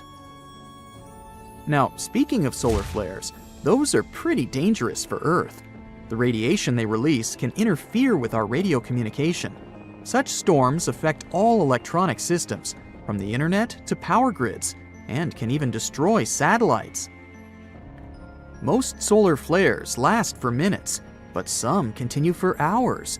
Scientists classify solar flares depending on how brightly they shine in X-rays. You aren't likely to notice the tiniest flares if you don't have special equipment. Medium solar flares lead to fleeting radio blackouts at the poles, but nothing too serious. It's X-class flares that people should be worried about. They cause the strongest and longest-lasting solar storms. A super strong solar storm heading toward Earth won't happen at once. First, there will be high-energy sunlight, mostly ultraviolet rays and X-rays. They will ionize our planet's upper atmosphere and mess up radio communication. After that, a radiation storm will hit Earth. And finally, a colossal cloud of charged solar particles will reach our atmosphere. The particles will interact with the planet's magnetic field and wreak havoc all over the world. If an intense solar storm happened these days, it would start by disrupting GPS and knocking out satellites. If any astronauts were spacewalking at that moment, they would have mere minutes after the first flash of light to find shelter. Their spacecraft would likely be properly shielded and safe enough. The main challenge would be to get inside in time. After that, the storm will proceed to interfere with satellite communications. That's why tons of your daily activities, from calling your friends to paying with your credit card, would be at risk. But one of the worst consequences would be connected with power grids. Power surges caused by the particles coming from the sun would damage giant transformers. A powerful solar storm could cost people $1 trillion to $2 trillion. Luckily, if such a powerful solar storm was heading our way, we'd most likely get some kind of warning. Modern equipment all over the world and in space doesn't stop watching the sun even for a second. It would give us some time to prepare, between several hours and a couple of days. And if transformers were taken offline in time, the consequences wouldn't be so dramatic. Hundreds of millions of rocks orbit the Sun within the asteroid belt between Mars and Jupiter, but only some of them come relatively close to Earth. NASA classifies asteroids orbiting within 30 million miles of our planet as near-Earth objects, and inside this group, there are particularly worrisome objects. Those are so large and orbit so closely to our home planet that they could turn into a real threat to the world should a direct collision occur. At the moment, NASA is keeping a close eye on an asteroid named Bennu. It's a fairly large space object that might smash into our planet in 159 years. According to the experts, the asteroid, which was first spotted in 1999, is quite likely to drift into the orbit of our planet. If it happens, it might collide with Earth by the 24th of September, 2182. Asteroid Bennu is thought to be taller than the Empire State Building. If that hits our planet, the collision will release 1,200 megatons of energy. That's an enormous amount of energy that nothing built on Earth could produce. Scientists from NASA believe that during the flyby in the 22nd century, there's a tiny chance that the asteroid will pass through a gravitational keyhole. That's a region of space that might set the space traveler on a certain path, which could result in the asteroid crashing into Earth. Bennu flies by our planet every 6 years. It has had 3 close encounters with Earth, in 1999, 2005, and 2011. These days, scientists estimate the chance of the asteroid hitting our planet by 2182 as 1 in 2,700. That's more than 5 times a person's chance of being struck by lightning. But even though Bennu's chance of colliding with Earth are quite low at the moment, the space rock has still been categorized as a, quote, potentially hazardous asteroid, all because it might come as close as 4.65 million miles from Earth. That's the reason why it's also classified as a near-Earth object. Bennu is a carbon-rich asteroid that was formed in the first 10 million years of the history of the solar system. That's around 4.5 billion years ago. No wonder this space body holds precious clues to the origin and development of the rocky planets of our solar system, which are, as you recall, Mercury, Venus, Earth, and Mars. Even better, it may contain organic molecules, similar to those that are crucial for life to evolve. In 2020, NASA's OSIRIS-REx managed to briefly touch the surface of the asteroid. It collected some samples and propelled off the space rock afterward. For NASA, it was the first mission of this kind. But it won't probably come as a surprise that Bennu isn't the only asteroid we should worry about. Asteroid 99942, Apophis, is another space body we'd better watch out for. It's a near-Earth object about 1,100 feet across. It was discovered in 2004, and at first, it was identified as one of the most dangerous asteroids ever detected. Apophis gained notoriety very fast. It was believed to pose a serious threat to Earth. Experts predicted that it would come uncomfortably close to our planet in 2029. Luckily, after a more careful examination of Apophis and its orbit, astronomers concluded that there was no risk of the asteroid colliding with our planet for at least a century. The risk of an impact in 2029 was ruled out completely, as well as the potential impact that could be caused by the asteroid's close approach in 2036. Interestingly, until March 2021, there was a small chance of a collision in 2068. But then, Apophis made a flyby of Earth, and astronomers took this chance to use powerful radars to estimate the asteroid's orbit around the Sun more precisely. This allowed them to rule out any impact risk for at least the next 100 years. Now, the reason why such discoveries make us so worried is that even a relatively small asteroid, the size of a house, can wreak havoc upon colliding with our planet. And if an asteroid is larger than 0.6 miles across, astronomers call it a planet destroyer. The impact energy released by such an asteroid after striking Earth could be devastating. That's why knowing where such asteroids are and in what direction they're moving is crucial. The problem is that our capability to protect the planet from asteroid impacts is not top-notch yet. If such a catastrophe was about to occur, we would need some time to prepare, because an asteroid collision is no joke. Probably the most well-known asteroid impact site is the Chicxulub crater. It's the evidence of the terrifying collision that led to the extinction of dinosaurs. Strangely, this crater isn't very visible, but some others are. For example, Barringer Crater in Arizona, which is also called Meteor Crater. It looks rather blood-chilling when you think about the collision that led to its appearance. In any case, we now know that space rocks hit not only the Earth but also the Moon, Mercury, and Mars. No rocky planet in the solar system is safe from asteroid impacts. That's why we have an entire scientific enterprise whose goal is to find and catalog the asteroid population of the solar system. Now, it might sound a bit scary, but there are around 25,000 asteroids larger than 460 feet in diameter near the orbit of our planet. Such a space rock is large enough to wipe an entire city off the face of the Earth. So far, less than 50% of such asteroids have been detected and tracked. There are also an estimated 230,000 objects equal to or larger than 160 feet in size. Those are capable of destroying a concentrated urban area, and still fewer than 8% of those have been detected.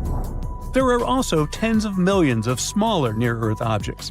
They are larger than 33 feet across and might cause some surface damage. Less than 1% of such small space bodies have been discovered so far. Now, the thing is, the inner solar system is extremely challenging for asteroid search.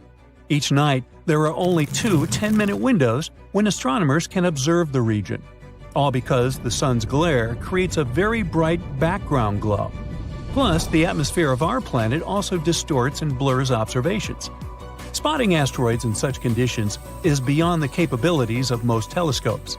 A unique instrument is needed to fulfill this task, and the tool of choice is the Dark Energy Camera at Cerro Tololo Inter-American Observatory in Chile.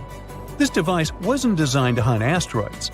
Researchers built it to search for another elusive target, dark energy, the mysterious force driving the expansion of the universe. The DEC is supposed to observe hundreds of millions of galaxies. That's why it's both wide and deep. This way, it can both peer deep into the universe and capture a wide field of view, which helps it record the motions of galaxies and the conditions in the early age of the universe. But it also means that the DEC is perfectly suited to spotting asteroids near the Sun. Inner asteroids are rare, and deep images are necessary because such asteroids are faint. Scientists need to be able to fight both the bright twilight sky near our star and the distorting effect of Earth's atmosphere, and the DEC can help them achieve their goal. The Dark Energy Camera was built to carry out the Dark Energy Survey, which finished in 2019. Now astronomers can direct the power of the camera towards other tasks. They claim that the DEC's survey is one of the most sensitive searches ever performed for objects near Venus's orbit and within the orbit of our planet. It provides us a great chance to find out what kinds of objects are lurking in the inner solar system.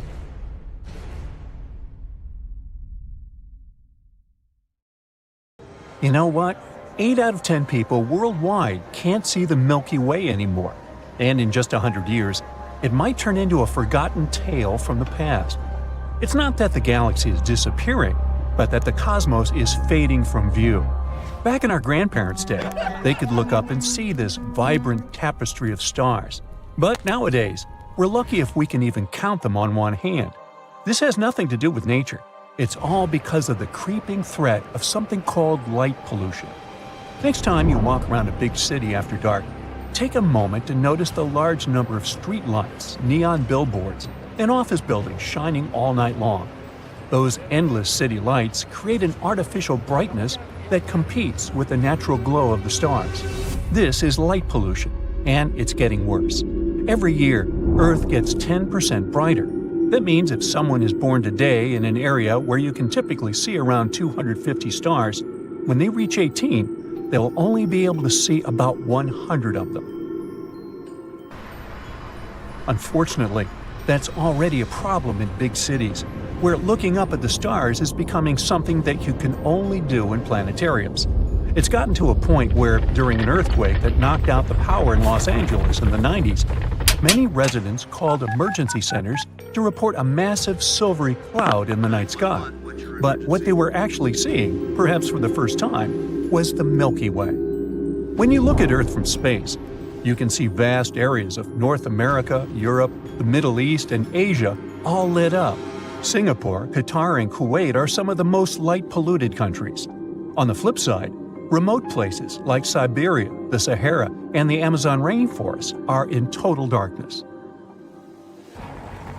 Light pollution shows up in many forms. First, there is glare, like when you're driving and those bright lights literally make your eyes hurt, leaving you very uncomfortable.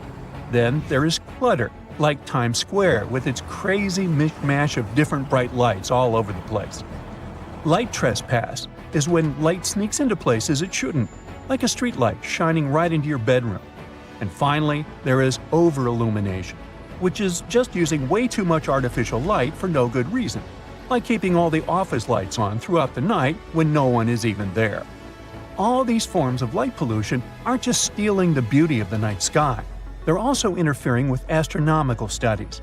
When we rely too heavily on artificial lights, it messes up the work of Earth-based telescopes. And when that equipment can't do their job properly, we end up needing even more expensive space telescopes like Hubble and James Webb. And let's face it, that costs us billions. Turning night into day actually affects all of us, not just astronomers. Nighttime light messes with our sleep schedule and our body's internal clock. This clock keeps things like brain activity, hormone levels, and cell functions on track. So when it's disrupted, it can lead to serious issues like depression, insomnia, heart problems, or worse. One key process that gets messed up is the production of melatonin, a hormone that kicks in when it's dark. Too much light at night lowers melatonin levels, leading to stress, anxiety, headaches, and sleep deprivation. Blue light is the main villain here. You might think that turning on night mode and getting that orange glow in your phone screen is enough, but it's not. Blue light is also present in LED bulbs, the kind we use at home and in city lighting, because they're cheap and energy efficient. My point is that blue light is basically everywhere, and it's a real challenge to avoid it completely. This is also a big part of why we're not entirely sure how bad light pollution is nowadays. I mean, some statistics suggest that this issue increased by 49% over 25 years, up to 2017. But the real figure may be even higher. The thing is, blue light has shorter wavelengths, and the satellites we depend on today struggle to detect it accurately, meaning they don't quite capture the full extent of the light pollution caused by LED lights. Animals are lost and confused too. Their sleep patterns are also affected. A study from Germany revealed that blackbirds in urban areas are getting active much earlier than those in natural habitats. They wake up and start singing up to 5 hours sooner than their country cousins. Migration behaviors are messed up, especially for birds like sparrows and thrushes who travel at night. You see, they rely on the moon and stars as their internal GPS. So you can imagine how disoriented they get when they spot something like Las Vegas's massive sphere, lit up by 1.2 million LED bulbs. The intense brightness hides stars and disrupts their navigation across thousands of miles and continents. And it's not just that. Artificial lighting is unfortunately causing more birds to crash into skyscrapers and high-rise buildings. Insects, like mosquitoes, are also affected by light pollution. Yep, they're kind of gross, so it might not bug you if they're attracted to artificial lights and meet their fate. But remember, they're a crucial food source for many animals, like bats or frogs, so disrupting their populations could throw off entire food chains. Nighttime lights are causing problems underwater as well. Marine creatures near brightly lit panels off the Welsh coast are changing their behaviors, and fewer sea squirts and sea bristles are hanging out near those lights. Another example involves sea turtles. They typically lay their eggs on beaches and often return to the same spots for years. But when those beaches are too bright at night, female turtles might become confused and decide not to lay their eggs there.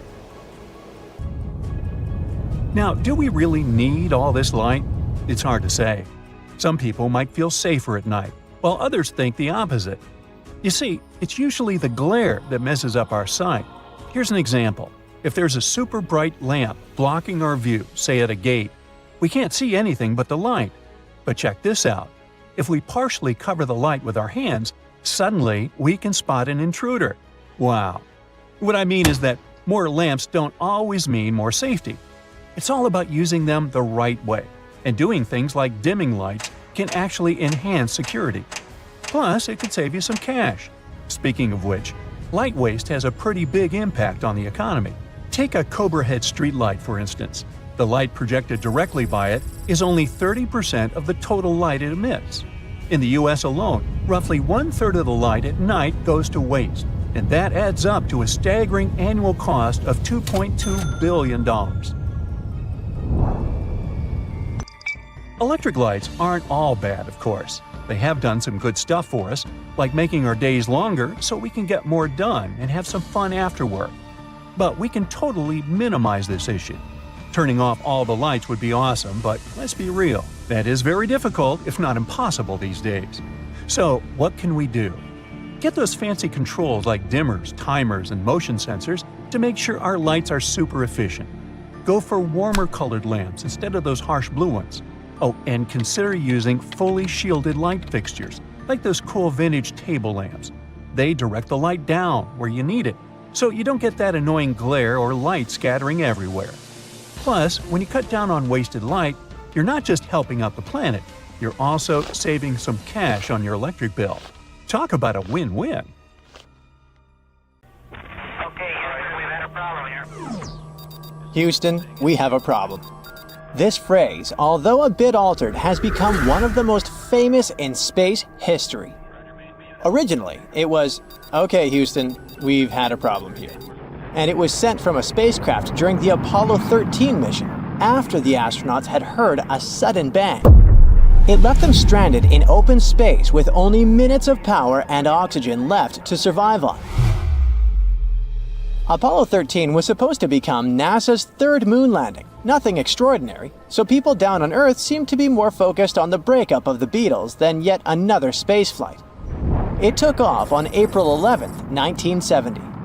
The first 2 days of the mission seemed like the smoothest flight of the Apollo program. On their third day in space, the Apollo 13 crew, Commander James Lovell, Jack Swigert, and Fred Heiss, were about 205,000 miles from Earth. They just finished a TV show from their spaceship, showing their lunar module Aquarius and command module Odyssey. The astronauts were excited because they were supposed to reach the moon's orbit the next day, and then Lovell and Heiss would land on the moon's Fra Mauro Highlands. They planned to spend 33 hours on the moon, doing spacewalks, studying rocks, and setting up science gadgets to send data back to Earth. Swigert would be doing his own science experiments while orbiting the moon. The astronauts were on their regular tasks, mixing the liquid oxygen and hydrogen in their tanks. Suddenly, they heard a big bang, a noise that made the whole spaceship shake. In that exact moment, 55 hours, 55 minutes, and 4 seconds into the flight, Mission Control in Houston noticed something strange with the spaceship's antenna and heard weird crackling sounds on the radio. Seconds after the bang, the alarm lights in the spaceship started flashing and the main board computer restarted itself. That's when Jack Swigert informed Houston they'd had a problem. The main direct current B bus was undervolting. Everyone immediately started working hard to figure out what was wrong and how to fix it. The astronauts thought something might have hit their lunar module, so Lovell and Swigert quickly closed the hatch to separate the two parts of their spaceship. Alarms started going off for the helium and fuel systems, and the electricity levels in their spaceship dropped. Heist tried to fix the power by reconnecting the fuel cells, but it didn't work. 5 minutes had passed since they heard the bang, and they were still working to understand what was going wrong. The crew noticed that oxygen started leaking from the spacecraft. Mission Control did some math and figured out that they only had about 2 hours of power left. The lunar module was still fine, so they started thinking about using it as a lifeboat. 2 of the 3 power units, called fuel cells, were not working, so the astronauts wanted to save the last one as long as possible. They needed to check if the supplies in the Aquarius lunar module, like oxygen, power, and water for drinking, cooling the electronic equipment, and removing carbon dioxide, would last 3 people for 4 days, instead of just 2 days for 2 people. The most important thing was to save enough supplies in the command module Odyssey for a safe return to Earth. Mission Control thought the leak might be from Fuel Cell 3, so they asked the astronauts to shut it down, which meant they couldn't land on the moon anymore. But shutting down Fuel Cell 3 didn't stop the leak because the problem was actually with the oxygen tanks. One tank was empty, and the other tank was getting close to empty too. Now, millions of people from all over the world were following the journey and worrying for the crew. Less than an hour after the astronauts heard the bang, they were instructed they had a new mission. Instead of landing on the moon, they would loop around it and get the crew home safely as quickly as possible. The first thing they had to do was get back onto a special path called a free return trajectory. But first, they had to rush into the Aquarius as they had only several minutes of power left. When the whole crew successfully settled in the lunar module, Mission Control needed to figure out how to get the astronauts home quickly and safely, reduce power usage in the lunar module to make the batteries last longer, and manage the supplies on board. One of the high-ranked officials said it was the most serious problem they had ever faced in manned spaceflight, but the managers were still confident the crew would return safely. At 61 hours and 30 minutes into the mission, about 5.5 hours after the accident, the Apollo 13 astronauts fired the lunar module's engine for 34 seconds to adjust their path so they could loop around the moon and head back to Earth. If they did nothing else, they would land in the Indian Ocean in about 151 hours and 45 minutes. But since the main rescue ship was in the Pacific Ocean and Mission Control wanted to get them home sooner, they planned another engine burn 2 hours after their closest approach to the moon to speed up their return. At 76 hours and 42 minutes into the mission, Apollo 13 entered the moon's shadow. Now, the astronauts could see the stars that had been hidden by debris around the spacecraft. Exactly 26 minutes later, as they sped up due to the moon's gravity, Apollo 13 went behind the moon and lost communication with Mission Control. While they were behind the moon, the crew set a record for the farthest distance humans have ever traveled from Earth. This happened because the moon was farther from Earth in its orbit than usual, and Apollo 13's path took them even farther from the moon. The crew took amazing photos, especially of the moon's far side. 25 minutes after disappearing behind the moon, Apollo 13 finally reappeared.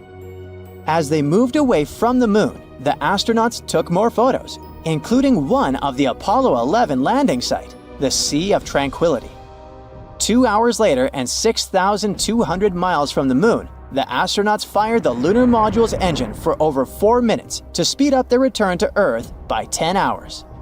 After this maneuver, they powered down Aquarius by 80% to save the batteries. It made the cabin very cold and uncomfortable for sleeping. And they also had to limit the consumption of water to 6 ounces per day. The lunar module's air cleaning cartridges, which remove carbon dioxide, were only good for about 50 hours. The command module had extra cartridges, but they didn't fit the lunar module's hoses. So, engineers on Earth came up with a clever plan to make the command module's cartridges work in the lunar module. They explained the fix to the Apollo 13 crew over the radio, and the crew had to perform a do-it-yourself air cleaning canister change. On the morning of April 15th, Apollo 13 entered the Earth's gravitational pull. The astronauts needed to make a small course correction, so they used the lunar module's engine again.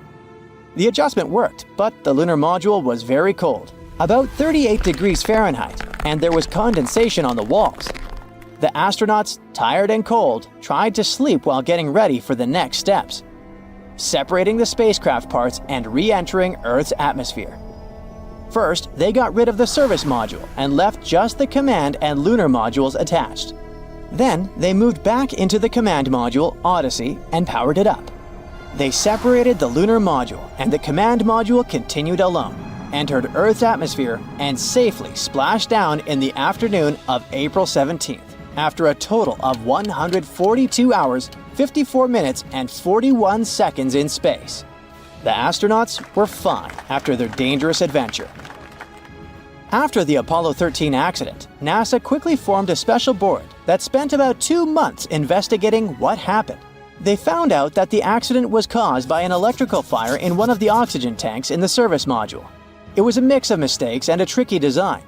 NASA decided to make some changes to future Apollo spacecraft and added a big battery in the service module for backup power and a third oxygen tank to make sure there would always be enough oxygen.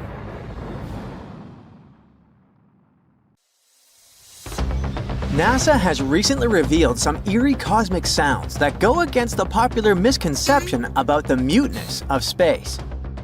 This discovery proves once again that the universe is far from silent.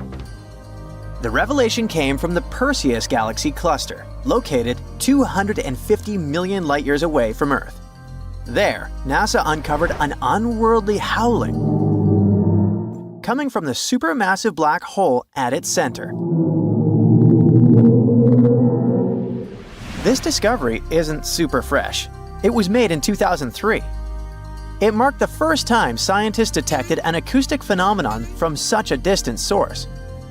Sadly, the sound was not something you would be able to hear. Its frequency was just too low for the human ear to register. The lowest pitch the human ear can perceive is 20 Hz, 20 cycles per second. But the sound emitted by the black hole is a B-flat, 57 octaves below middle C, with a frequency of 10 million years. But NASA brought it to the realm of human hearing in 2022, turning that invisible sound into something you could actually experience. It was a breakthrough of cosmic proportions when NASA revealed that sound waves could travel through space, specifically through the medium of the Perseus galaxy cluster. This medium is a hot, dense gas, something far more substantial than the empty vacuum between galaxies. That's how sound waves manage to travel there. Those sound waves produced by the supermassive black hole at the center of Perseus resonate through the hot gas as ripples. It's like how sound travels through water here on Earth. The thing is, space is indeed a vacuum, which means that sound cannot travel through it, in the traditional sense. But the gas surrounding the black hole in Perseus provided the perfect environment for sound to travel. The black hole's powerful jets create ripples, sending vibrations through the gas. And NASA scientists have identified those vibrations as a type of cosmic sound. Previously, it was totally invisible and unhearable, but now, for the first time, astronomers have helped it to take a form humans can hear.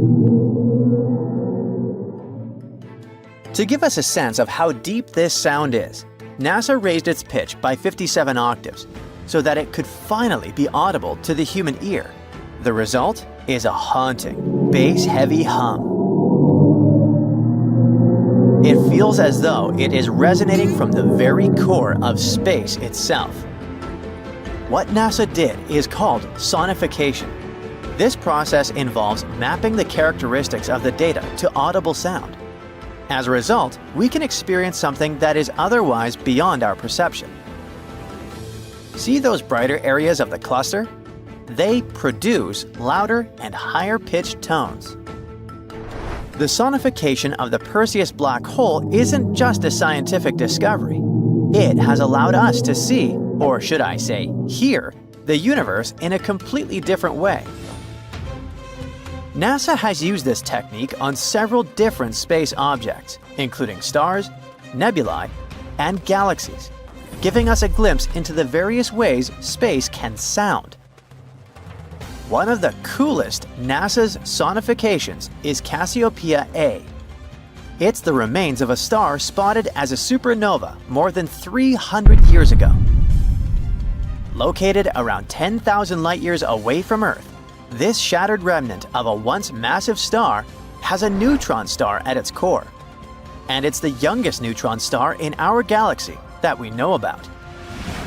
To perform the sonification of Cassiopeia A, NASA took the data captured by the Chandra X-ray Observatory and translated it into sound.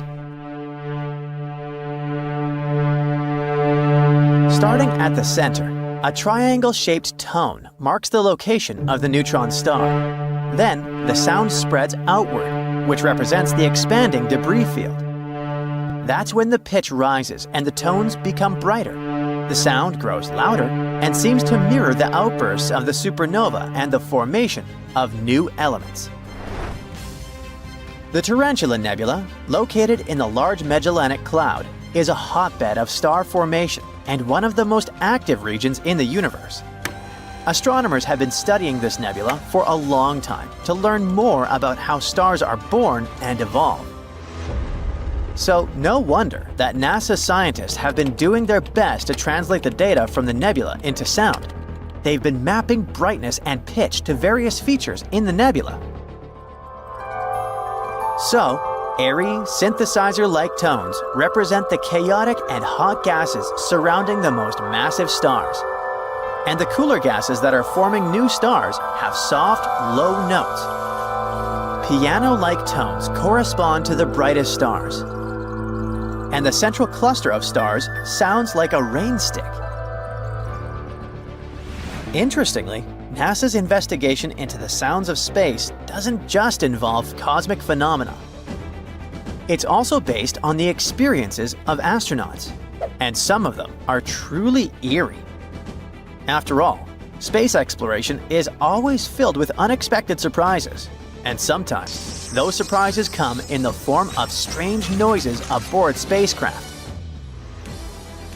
One such incident occurred aboard the International Space Station, when astronaut Butch Wilmore reported hearing a strange noise coming from Boeing's Starliner spacecraft. By that time, this spaceship had been docked at the station for almost 3 months. The Starliner had just completed an 8-day mission that went awry. The technical issues have been plaguing the spacecraft ever since. Wilmore described the sound as a pulsing noise, similar to a sonar ping. It was coming through the spacecraft's speaker system. This strange noise made Wilmore contact NASA's Johnson Space Center in Houston. Of course, Mission Control immediately began investigating. They were able to listen to the audio inside the Starliner. Wilmore even held his microphone up to the speaker so that NASA could hear it more clearly. The people in charge of the investigation finally identified the source of the noise. They announced there was an audio configuration issue with the ISS's complex communication system. The thing is, this system connects numerous spacecraft and modules, and such configurations can sometimes lead to strange noises. NASA reassured everyone that such an issue wasn't really unusual. At the same time, they encourage astronauts to report any unexpected sounds they come across. At the same time, this incident was just another proof of how tricky it is to maintain advanced spacecraft systems in orbit. The Starliner had already faced serious delays and setbacks. and every new issue added extra pressure, everyone was worried about the spacecraft's safe return to Earth. In any case, it's not the only incident involving eerie space sounds. In 1969, during the Apollo 10 mission, astronauts heard something truly bizarre while orbiting the Moon. Now, Apollo 10 was a dry run for the historic Apollo 11 moon landing. This mission involved astronauts Thomas Stafford, John Young, and Eugene Cernan. They were testing the systems of the lunar module. Everything was going smoothly, and then they started passing behind the Moon. In that region, radio signals from Earth couldn't reach them. At that point, they all started hearing a strange, high-pitched whistling sound.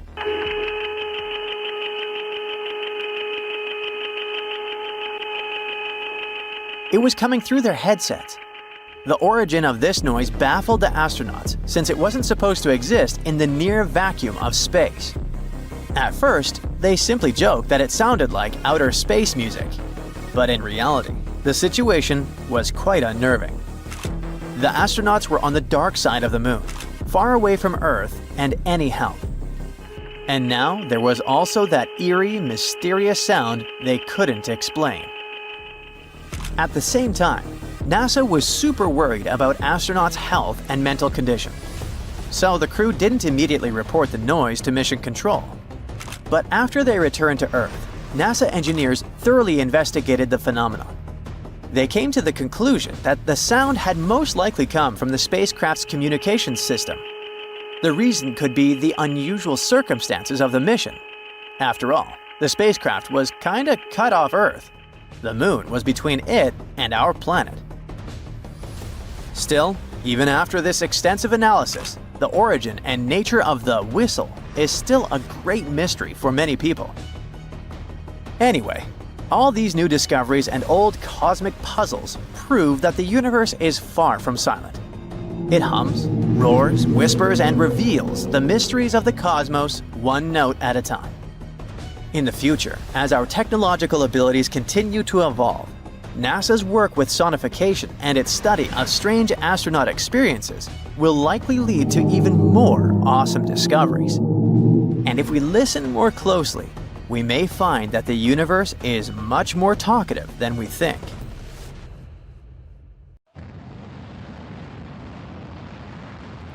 NASA sent a spacecraft right into the Sun. It's the fastest human-made object ever, and could cover the distance from Philadelphia to Washington, D.C. in just 1 second. The Parker Solar Probe's mission is to study our star's dangerous behavior. Scientists warn that massive solar storms are inevitable, and the consequences could be catastrophic for our planet. The spacecraft got 7 times closer to the Sun than any other probe ever did. It managed to do so during its 20-second flyby to the star since its launch in 2018. Because our star is so massive, its gravity is really strong, like a giant magnet. As the probe flies around the Sun, it uses gravity to go faster and faster and eventually picks up that crazy speed. As it got closer and closer to the Sun's corona, which is its outer atmosphere, the probe had to survive temperatures of 2,552 degrees Fahrenheit. That's hot enough to melt many metals. It was protected from that heat and radiation by a 4.5-inch thick carbon shield. It kept the tools inside the probe safe and running at around room temperature. The scientists went to all this effort because they're hoping to solve a big mystery about the Sun that's been puzzling them for ages. The surface of our main star is already super hot, but as you move closer out to the corona, the temperature shoots up to millions of degrees. And it doesn't make any sense because it's farther away from the Sun. So maybe we could finally get some answers about this heat phenomenon. The mission is also going to help us understand something called solar wind. The Sun is constantly shooting out tiny bits of energy and charged particles into space, like a never-ending breeze of electricity. When this solar wind hits Earth, it can create amazing light shows in the sky called auroras. The more active the Sun is, the farther south you can see auroras. Our star follows natural cycles that last about 11 years. The activity goes from low to high and back down to low. Right now, we're in the solar maximum, the peak of the activity cycle. That's why we've spotted beautiful auroras in the most unexpected places in 2024. The downside to it is that the sun's activity can send out bursts of energy and charged particles that can mess up things like radios, satellites, and even GPS. It can be dangerous, especially for astronauts out in space who aren't as protected as we are here on Earth. Humans wouldn't feel the compression of the planet's electromagnetic field because of all the extra radiation, but power grids are really sensitive to it. If we don't act fast, when it happens, the influx of energy will go into power transformers all over the world, disrupt them, and leave big areas without electricity. If this happens during a hurricane or a tornado, when communication is already super important, it could make it much harder for emergency services to communicate and save lives.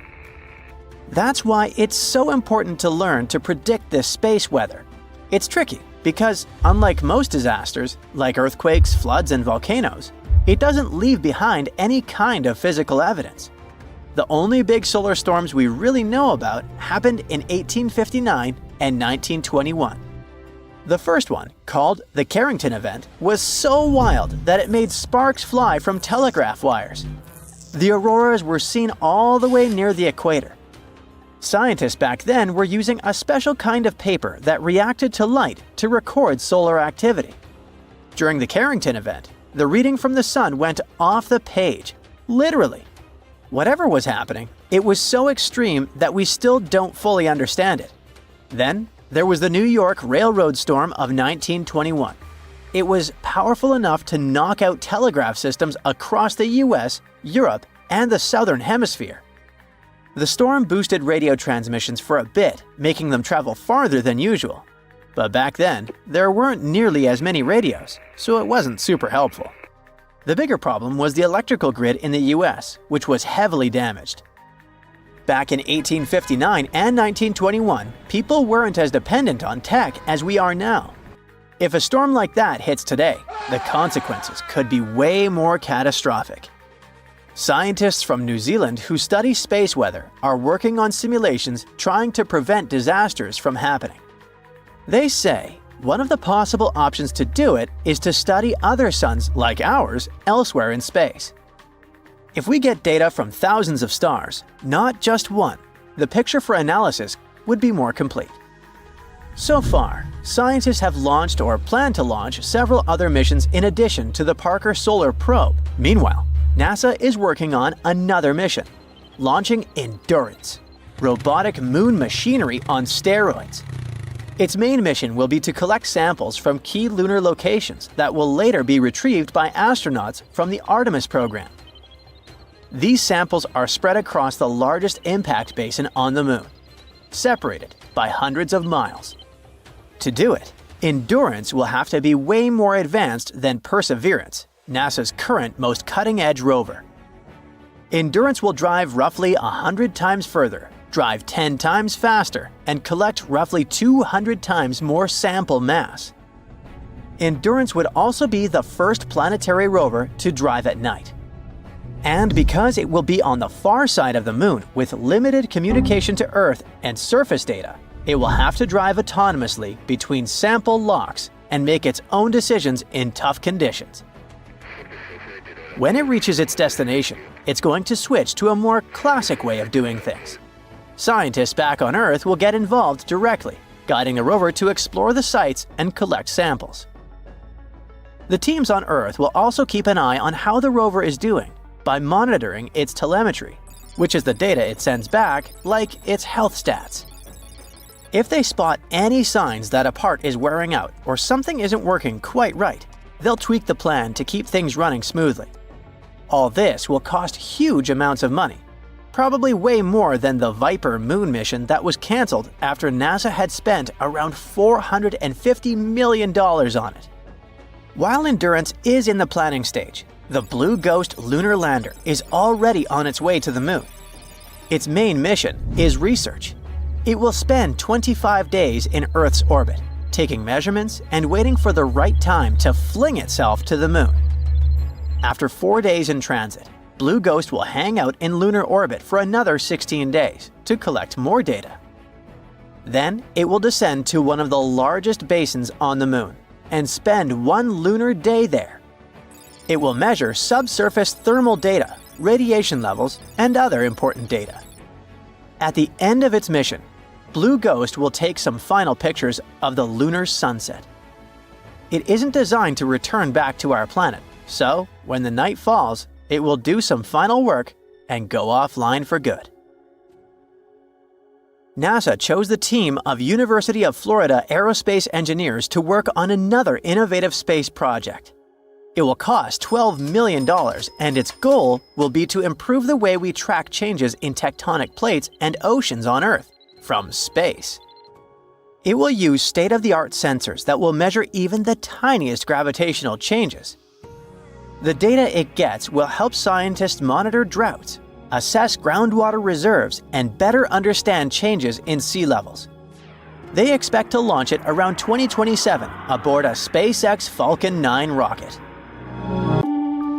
Now, you've seen those breathtaking images from NASA. Stars born in clouds of gas, tangled galaxies, colors that look fantastic and vivid. And then someone suddenly says that this isn't real, that NASA edits all these pictures. Well, guess what? They're right. NASA does edit their photos, every single one. The catch is that it's not to deceive us, but rather to reveal what we could never see on our own.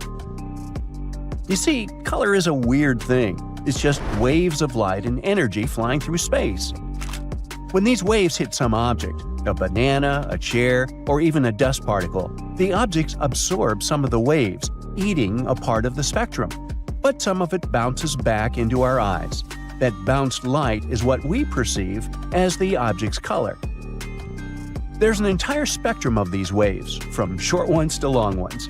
As they get longer, they move to the red spectrum and turn into infrared, microwaves, and radio waves. As they get shorter, they move closer to blue and violet, turning into ultraviolet, X-rays, and gamma rays. Now, right in the middle of that spectrum is a tiny band we call visible light, which is the only part our eyes can see. That's the rainbow we all know and love, and it's an exceedingly small part. So, you might say we barely see the world at all. When light bounces off something and gets into our eyes, our color-detecting cells, called cones, send them to our brain. So, when we say, banana is yellow, it means banana ate red, green, and blue waves and reflected yellow waves into our eyes. So, the question is space actually that pretty and colorful, or is it all fake? Well, yes and no. Stars emit light, and it travels through space like an unstoppable train. It's flying there, chilling, until it hits something – dust particles, a planet, spaceship, or an astronaut. Every time light hits something, some of it gets absorbed, some of it reflects and continues to travel. So we get less and less light every time it hits something. And when you enter a nebula, which is basically tons of dust particles around a gas cloud, light quickly starts to scatter and disappear. Nebulae, which is the plural of nebula, also grow naturally from ionized gases like hydrogen, oxygen, sulfur, radiating light in specific spectral lines. But it's super faint as well. Remember, our eyes see things only when light bounces off those things in our eyes. On top of that, the color-detecting cones in our eyes aren't so great, in that they need lots of light to activate. We can't see faint stuff. Unless there's something emitting light right there nearby, we wouldn't see anything. In other words, for us, the entire space would be like a room with lights turned off. The potentially beautiful nebulas and planets are there, but if you don't have a lamp nearby, you can't see them in all their glory. When there's lots of light around, rods take over, another type of cell that's great for motion and dark vision, but terrible for color. So in deep space, all we'd see are dim whites and grays. Now, if you were flying around on a spaceship, the stars would look sharp, white, and non-twinkling. You'd be able to see some reddish or bluish tints to the brighter ones, like Betelgeuse or Rigel. But a lot of things would be dim gray smudges at best. The Milky Way might appear as a cloudy band, not rainbowy like in astrophotography. Nebulae would look like faint fuzzy clouds with no color, unless it's something that glows very brightly, like the Orion Nebula. In our solar system, astronauts can see stuff thanks to the sun or when they're near illuminated planets or spacecraft. Planets like Jupiter and Mars retain some color for our eyes. Meanwhile, on Earth, the sky would look black during the day if we had no atmosphere. The sun would be a bright disk in a void as seen from the moon. If only we had super-sensitive cone cells that could detect light better than we do and see even faint things. Oh wait, we actually do have technology for that. Long-exposure cameras and telescopes. Now, telescopes are great for that. They often use long exposures to gather light over minutes or entire hours. That lets them capture photons we'd never collect with our eyes. When telescopes like Hubble or the James Webb take photos, they're not snapping pretty pics like those on Instagram. They're collecting all this raw, invisible data, numbers and faint light that's both within and beyond human vision. The James Webb Space Telescope doesn't even see visible light. It's built to detect infrared or heat. Telescopes like that work like time machines. They show not only distant galaxies, but also what those galaxies looked like billions of years ago. We see stars that have long since gone out, and galaxies that may have already disappeared. All because the James Webb can pierce through gas and dust and see galaxies so old that their light has been stretched into infrared wavelengths as the universe expands. In other words, this telescope isn't made to let us take aesthetic photos. Its main goal is to study the history of the universe. Now, at first, this stuff looks like grayscale or even black images. When the James Webb sends data back, it looks empty. But during post-processing, astronomers map wavelengths they received to visible colors. Every color in those pictures is chosen for a reason. It highlights specific wavelengths, gases, or temperatures. In any case, it shows what would otherwise be completely hidden from our eyes. Sometimes they show only stuff a human eye can see. Sometimes they shift colors or add something to show elements or intensities. For example, let's say you're studying a supernova, a star blowing itself to pieces. You need to see its debris clearly to understand what's going on. That means you'd play with the contrast or adjust color balance to reveal specific gases and find pale objects near bright ones. Want to check out a weird rock on Mars? You zoom in, adjust the lighting, boost the shadows. Photographers do this every day. So scientists do it too, because clarity means understanding. Even old photos from the Apollo missions have been touched up in modern times. It's like restoring an old film so it looks crystal clear instead of foggy. Without this editing, the most incredible discoveries of the past 2 years, those first galaxies, those newborn stars inside cosmic clouds, would just look static. Is it possible to accidentally misinterpret the color? Of course! For example, images we get of Mars are mostly red, but when we land on a planet, it's more colorful. Most of it is gold, yellowish, tan, or brown. The reason Mars looks reddish is due to rusting iron in the rocks, Martian soil, and dust.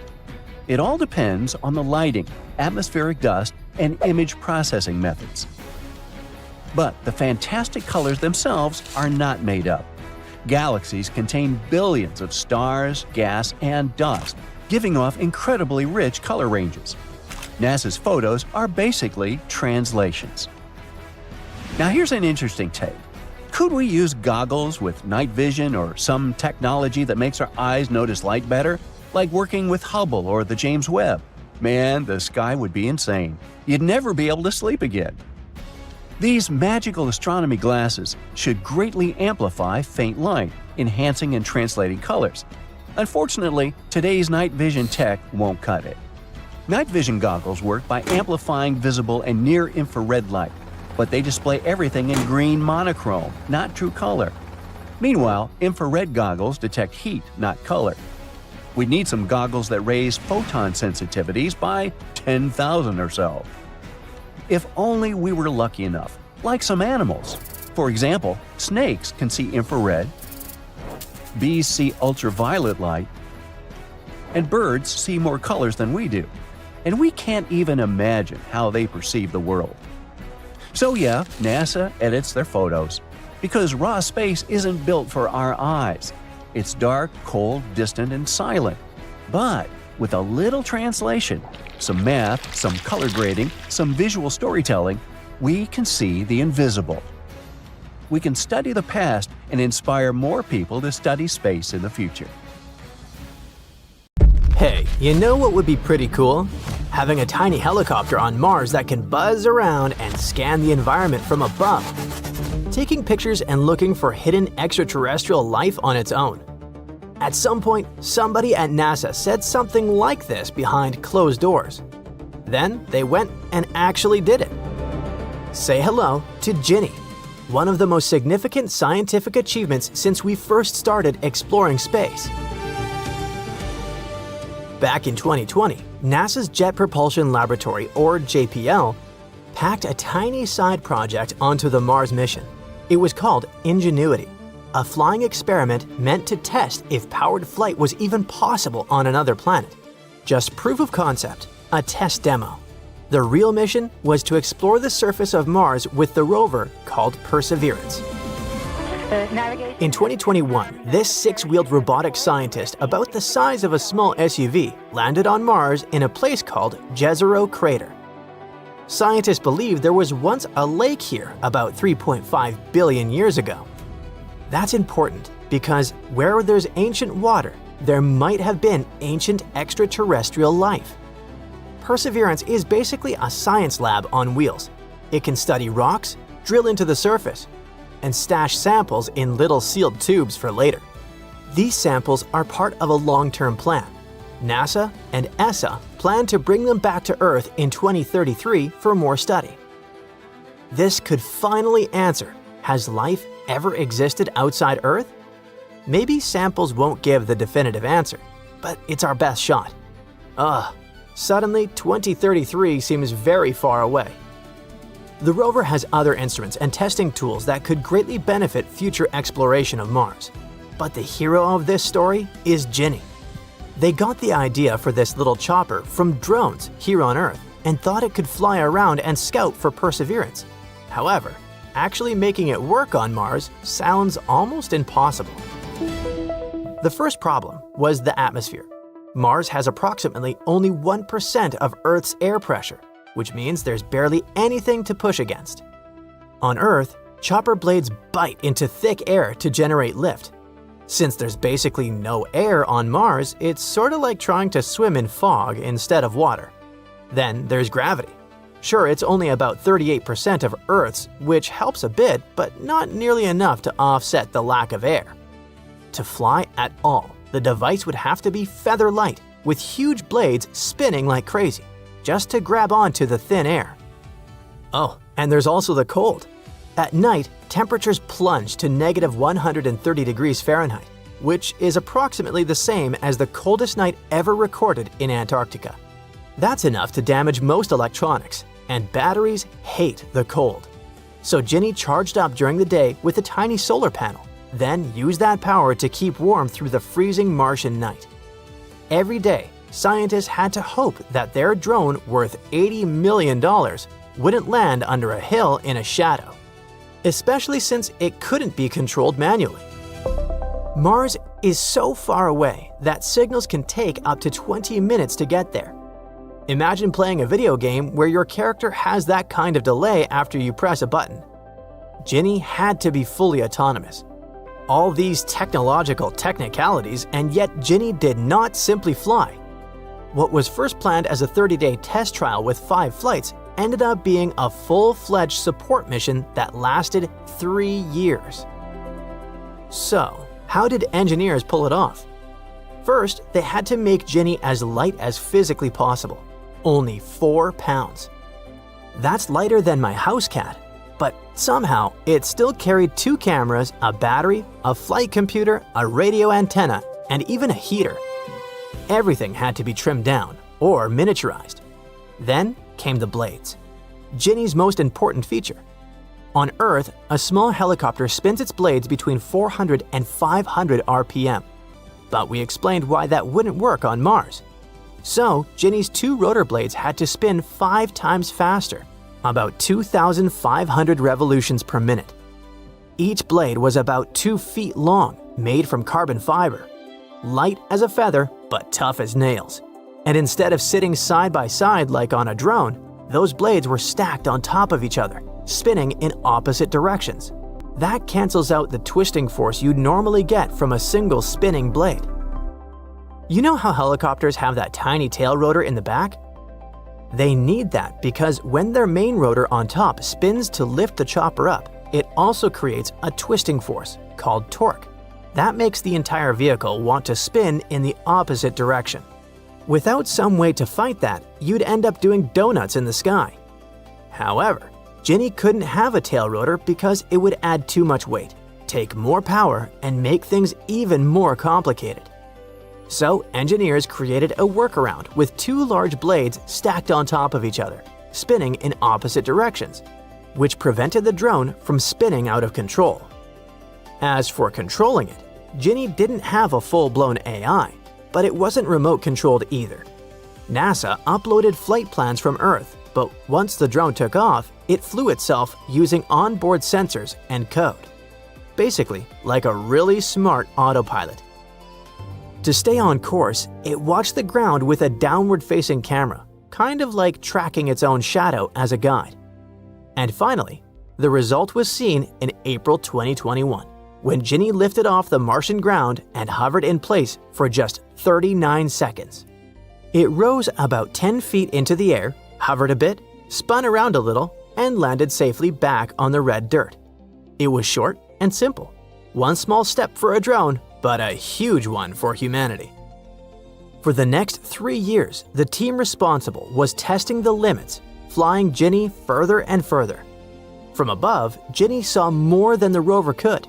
The drone helped map the terrain, spotted risks like loose sand and sharp rocks, and even found shortcuts for Perseverance. It even saved the rover, so to speak, when its photos helped the team reroute the vehicle around a tricky dune. Ginny also made snapshots of interesting layered rocks, exactly the kind you'd need when you're searching for ancient life. Basically, once the drone spotted something weird or promising from above, Perseverance would roll over to check it out. And it worked way better than anyone expected. However, in January 2024, Ginny went missing. The drone was supposed to do a short hop, go up, hover, land, easy stuff. But after takeoff, NASA lost contact. For a while, no one knew what had happened, just silence. A few days later, NASA finally got a weak signal and pulled the flight data. Turns out, Ginny flew over a featureless terrain. See, it used its downward-facing camera to track movement, kind of like an optical mouse. No texture below meant nothing to lock onto. Mid-flight, the drone got disoriented, tilted, and during landing, one of its blades clipped the ground. NASA confirmed it. The rotor was damaged. It will never fly again. However, this is not a sad story. Even with broken wings, the robot is still useful. After Flight 72, NASA gave Ginny new software and a new job, staying powered on and quietly collecting daily data, possibly for the next 20 years. In a way, Ginny has gone from scout to ground-based observer. So, what happens next? Well, we wait for 2030 while we make more flying robots. The biggest one on the horizon is Dragonfly, a car-sized rotorcraft scheduled to launch in 2028 and land on Titan, one of Saturn's moons. Titan has a thick atmosphere and low gravity, a dream environment for a flying drone. Dragonfly will hop from one location to another, searching for life in that icy landscape. It's like Ginny's big cousin, but with nuclear power and a whole moon to explore. The Project Ingenuity's success is already inspiring NASA to design better Martian helicopters. Some of them could be equipped with grippers to pick up rock samples, or even join up with rovers for full-on search and collect operations. Thanks to Ginny, What started as a tech demo could one day evolve into a fleet of flying robots crisscrossing the red planet. The moon might be hiding trillions of dollars worth of materials beneath that dusty surface, and NASA is about to get a piece of it soon. Their new lunar drilling tech just passed its first big test, and it could open up an entirely new frontier: space mining. This isn't just a scientific milestone. This could change the US economy forever, and maybe even reshape life on Earth. That's because they found something rare in lunar soil, something that could become essential for us in the future: helium-3. Okay, so you know helium, right? It's the gas that makes birthday balloons float. Helium-3 is not that. It's a special isotope of helium, which basically means it has the same number of protons, 2 by the way, but a different number of neutrons. That's chemistry speak for it's rare, like super rare. Here comes the sad part. Earth had helium-3 once, a lot of it actually. But during our planet's formation, a lot of it escaped into space. Turns out, it's super light, so it didn't stick around. But we can still find it here and there, mostly inside our planet. I mean, there's some of it literally trapped underground. Or even a lot, as some recent studies might suggest. But still, the problem is that extracting helium-3 is expensive, limited, and seriously difficult. So difficult, in fact, that getting it from the moon suddenly sounds like a piece of cake. To really understand why extracting helium-3 in space might be easier, we need to quickly compare Earth and the moon. So here's the sun, right? This huge ball of fire in the sky constantly shoots out tons of helium-3. When this helium-3 reaches Earth, our planet's magnetic field acts like a giant invisible shield, basically saying, "Nope, not here," and it deflects most of it away. But the moon doesn't have a friendly protective magnetic field like Earth does. So when helium-3 reaches the moon, it hits the surface directly and gets trapped in the lunar regolith. I'm talking about that loose layer of dust, soil, and rocky debris covering the moon. And there might be tons of it, literally. Some estimates put it somewhere between 1 and 3 million tons of helium-3.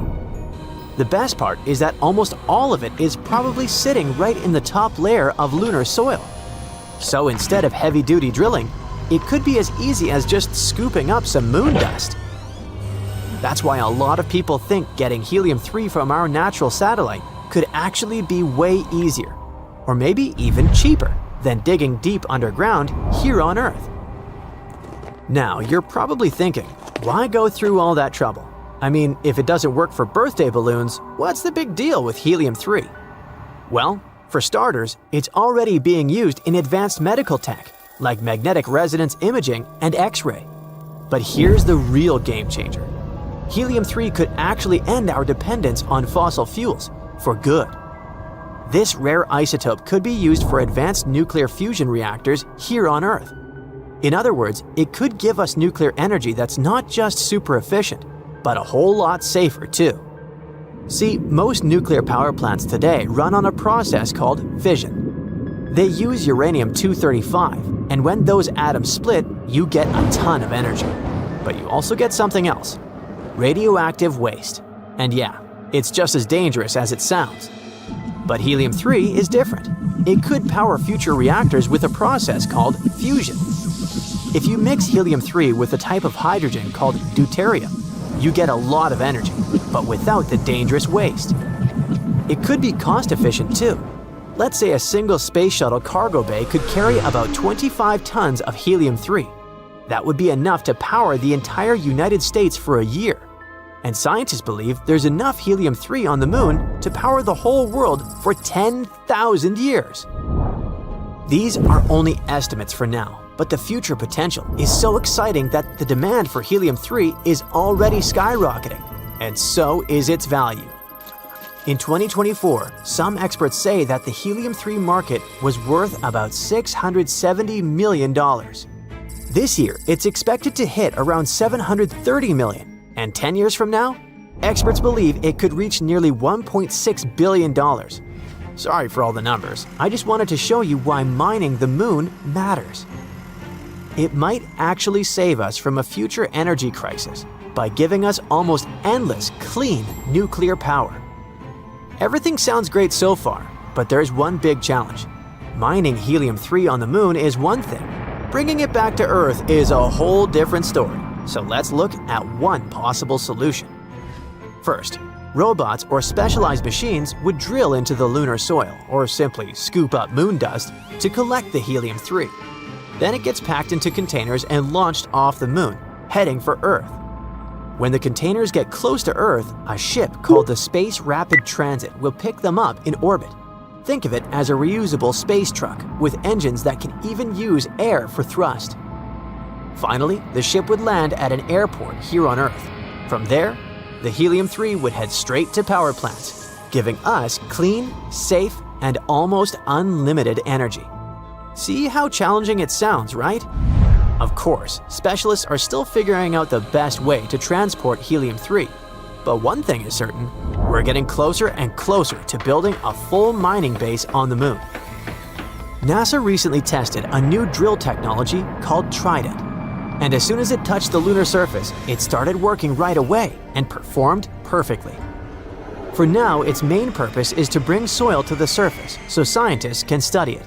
They want to learn more about how strong the lunar regolith is and how it reacts when drilled. That's definitely an exciting step towards extraterrestrial mining. Because it's not just helium-3, you know.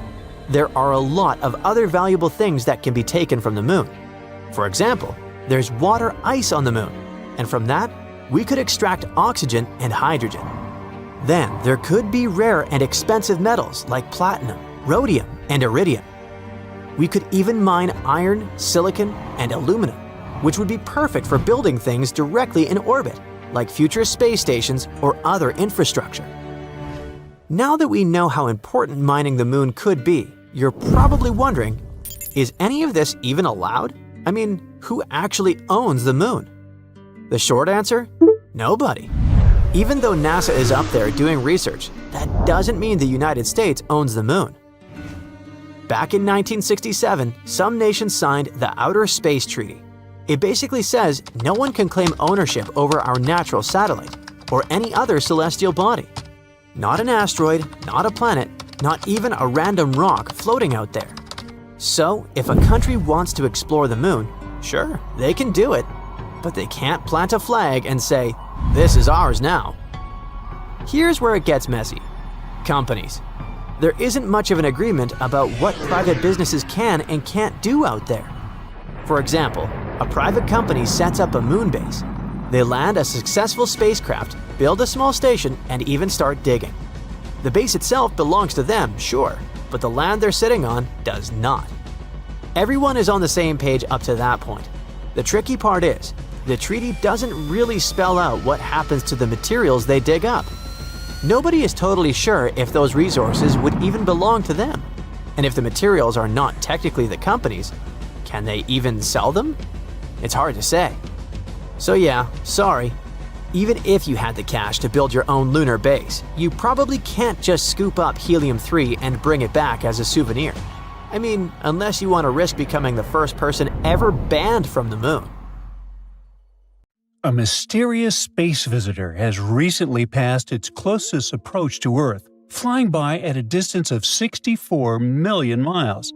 It might be something totally natural and born on the outskirts of the solar system, or some unknown civilization could be examining us from above right at this moment. This new object looks a lot like another strange wanderer called 3I Atlas, and you'll understand why we say strange pretty soon. So, could both of them come from the same place outside our solar system? What we do know is that this new object is relatively close to us, in space terms of course, and scientists are now studying it closely. They first spotted it inside our solar system, and people are paying attention because it showed up not long after 3I Atlas passed near our Sun. On November 2, 2025, astronomer Gennady Borisov, the same person who discovered interstellar comet 2I Borisov in 2019, found this new object. It's now got its official name and is listed in NASA's and the Minor Planet Center's databases. C-2025V1 has some unusual features. Its orbit is tilted 113 degrees, which means it's moving almost up and over the regular path that planets take. Even more bizarre, its orbital plane is almost at a right angle to the path of 3I Atlas. Plus, it doesn't have a clear comet tail, which is odd. Right now, its orbit has an eccentricity of 1.0095. And let me break it down in human language. If that number was well above 1, it would mean the object definitely came from outside the solar system. But because it's only just a bit above 1, the most likely explanation is that C-2025V1 came from the Oort cloud. That's a giant faraway shell of icy objects that surrounds the solar system. Now scientists checked this by basically rewinding the object's path, sending it all the way back to about 1,000 AU. That's 1,000 times farther than the Earth is from the Sun. At that huge distance, the planets can't mess with its motion anymore. When they redo the orbit from that point, its eccentricity, the number that tells you if it's from outside the solar system, usually drops below 1, which means it's still part of our solar system. But at the same time, even a tiny push from Jupiter while passing by could make even a normal Oort cloud comet look like it has an eccentricity slightly above 1. And on top of that, small blasts of gas coming off the comet's surface can also change the numbers a little. So, to put it simply, it probably isn't interstellar. It just looks that way because of small pushes and gas bursts. C-2025V1 is still exciting, even if it comes from the Oort cloud, because studying it gives us a chance to analyze the material from that distant region and learn how our solar system formed and evolved. Now let's get back to the mystery of 3I Atlas. Before anything else, let's explain what 3I Atlas actually is. It's most likely a comet, basically a huge, dirty snowball flying through space. You can't see it with your own eyes or with a regular telescope. But there's good news. A powerful telescope in Italy is streaming it live for free.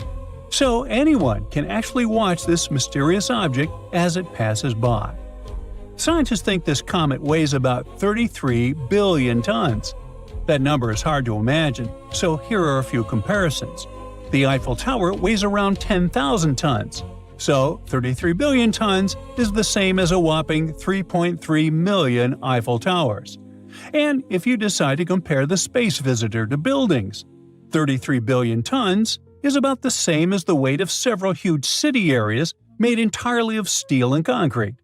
But even all that size isn't the wildest part.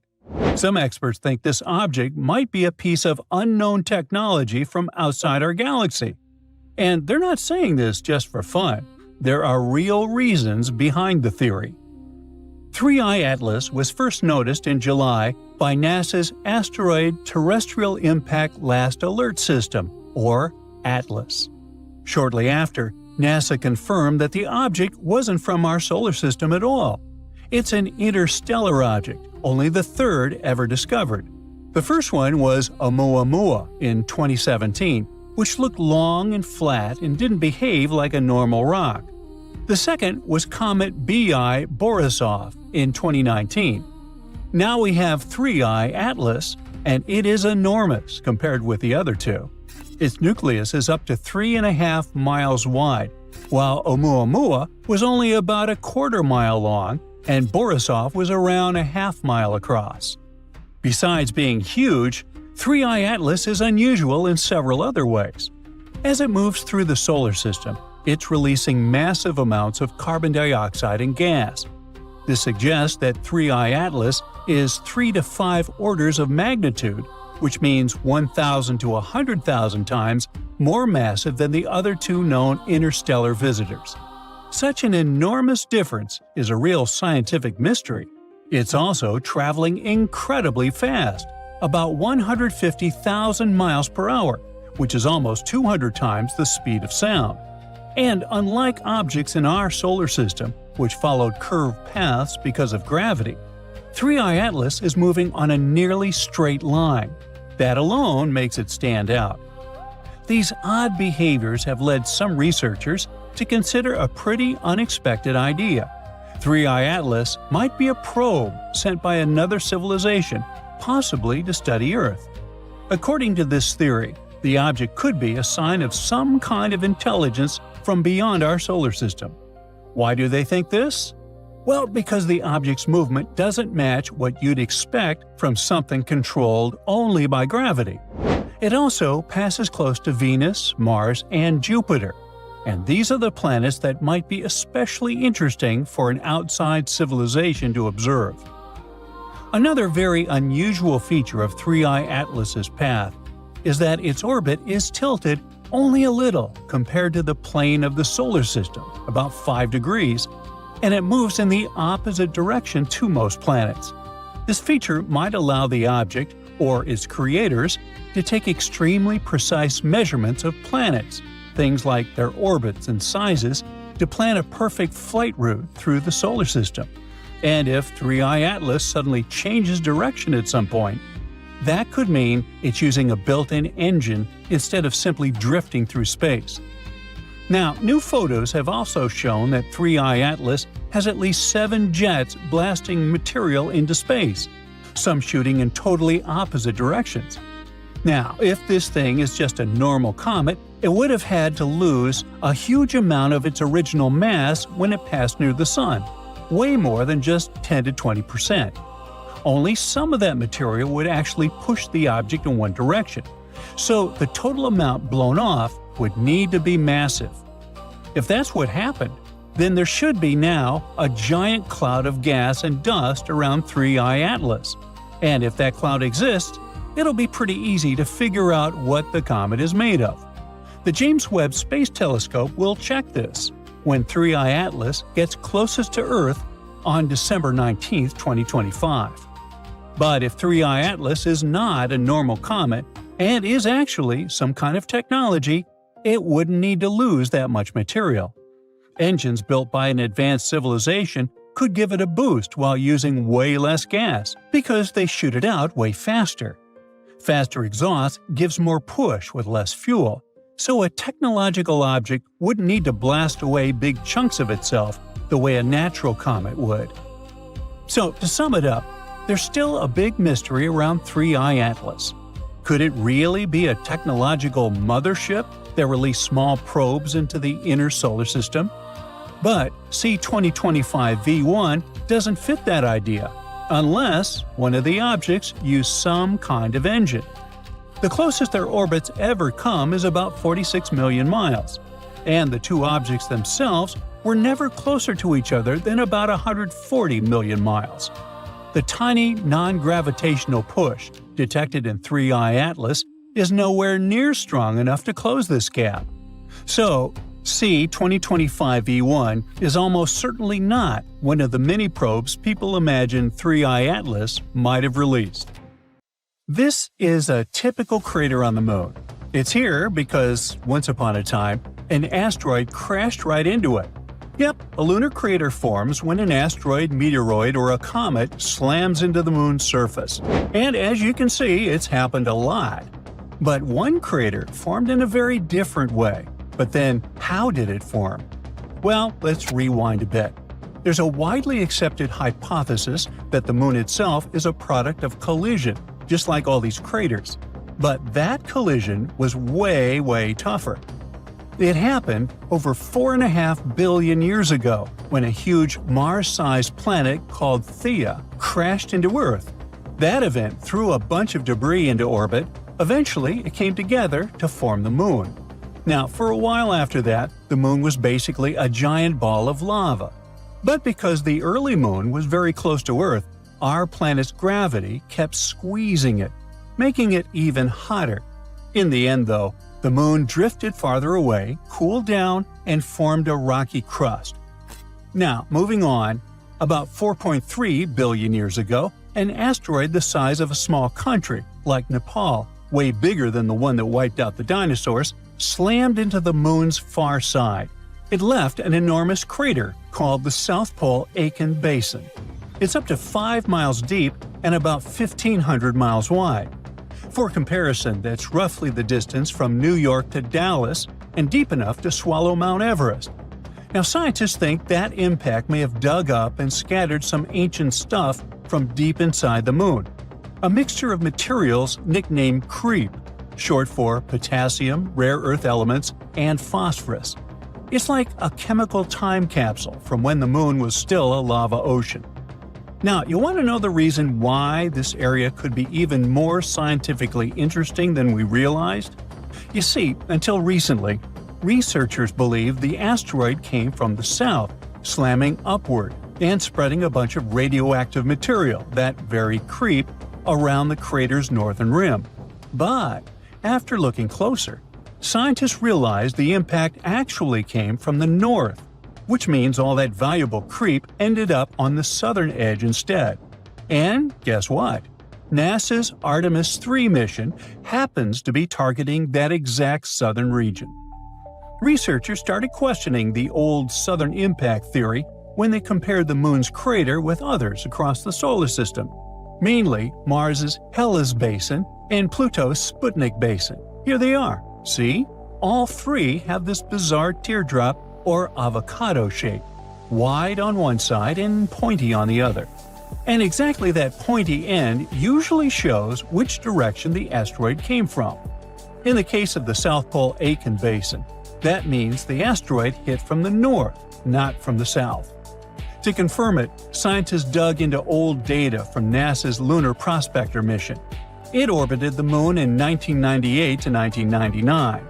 That spacecraft measured radioactive elements on the surface and found high concentrations of thorium, a key part of creep, around the basin's southwestern rim. Now, the Artemis 3 mission is NASA's big plan to put humans back on the moon for the first time since 1972. If everything goes according to schedule, the launch is set for mid-2027, right after Artemis 2 wraps up. See, Artemis 2, which is supposed to launch before April 2026, will be sort of a dress rehearsal. Astronauts will orbit the moon without landing just to make sure that all the systems work smoothly, a cosmic test drive. Artemis 3 is where things are going to get real. The astronauts are expected to land near the moon's south pole, in one of 9 possible locations NASA has scouted out. The only problem is timing. Artemis 3 has already been delayed a few times, and so has Artemis 2. Artemis 1 launched in 2022. It was an uncrewed test flight that went around the moon and came back just fine. So, next up is Artemis 2, which will take real astronauts further into space. Then comes Artemis 3, the big one. Astronauts are supposed to hang out on the lunar surface for about a week doing sciencey stuff before heading home. After that, Artemis 4 and 5 will build and expand a new mini space station orbiting the moon. It's called Gateway. Think of it as a pit stop in space. Astronauts can dock there, live for short missions, do experiments, and prepare for landings. NASA's building it with help from the European Space Agency, Japan, and a few others. The astronauts are going to travel in the Orion spacecraft, launched by NASA's Space Launch System, a massive rocket taller than the Statue of Liberty and strong enough to fling people to the moon. To actually land, they'll use the Human Landing System. SpaceX's Starship is supposed to take the first cruise down to the moon's surface once it proves it can land safely.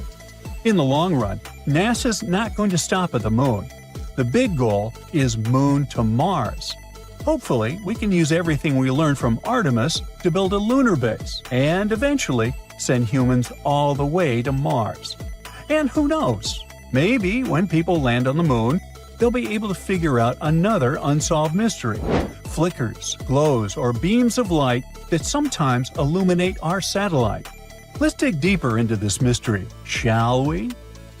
On the night of April 19, 1787, astronomer William Herschel spotted something weird: a bright light glowing on the dark part of the new moon. It shone for hours and was almost as bright as the Orion Nebula. What he saw probably was what scientists now call a transient lunar phenomenon, or TLP.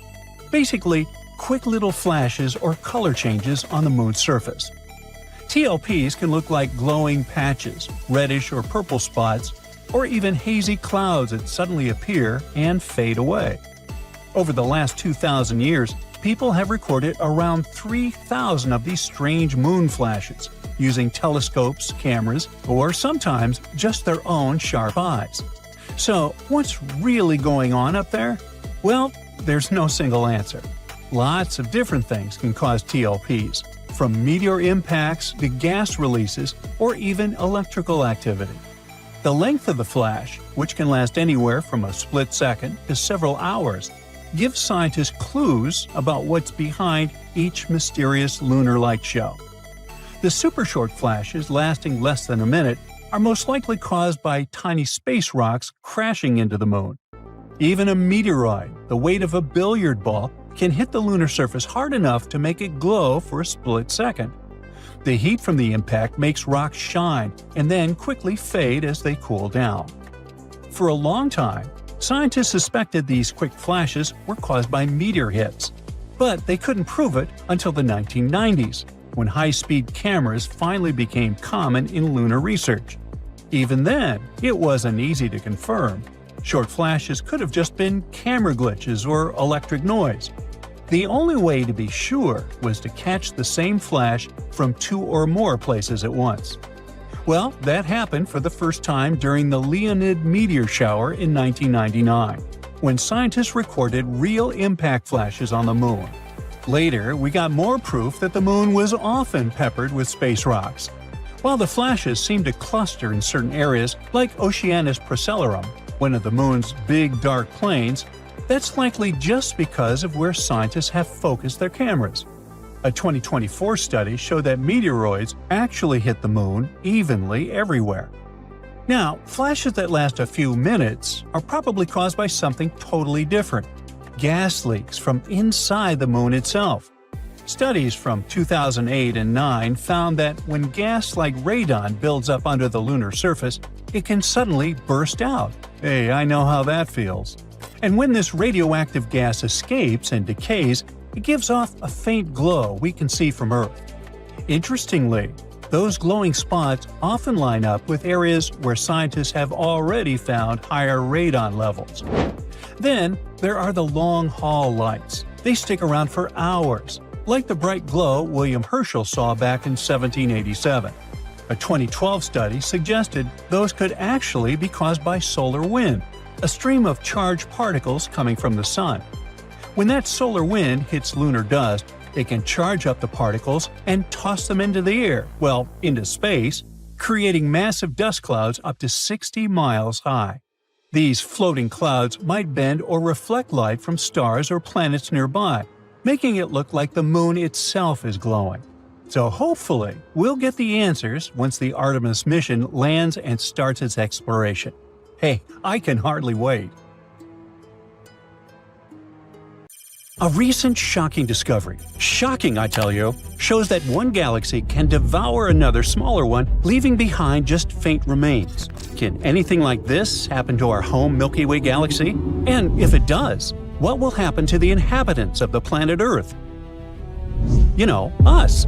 Well, let's figure it out. This whole discovery is actually a curious story.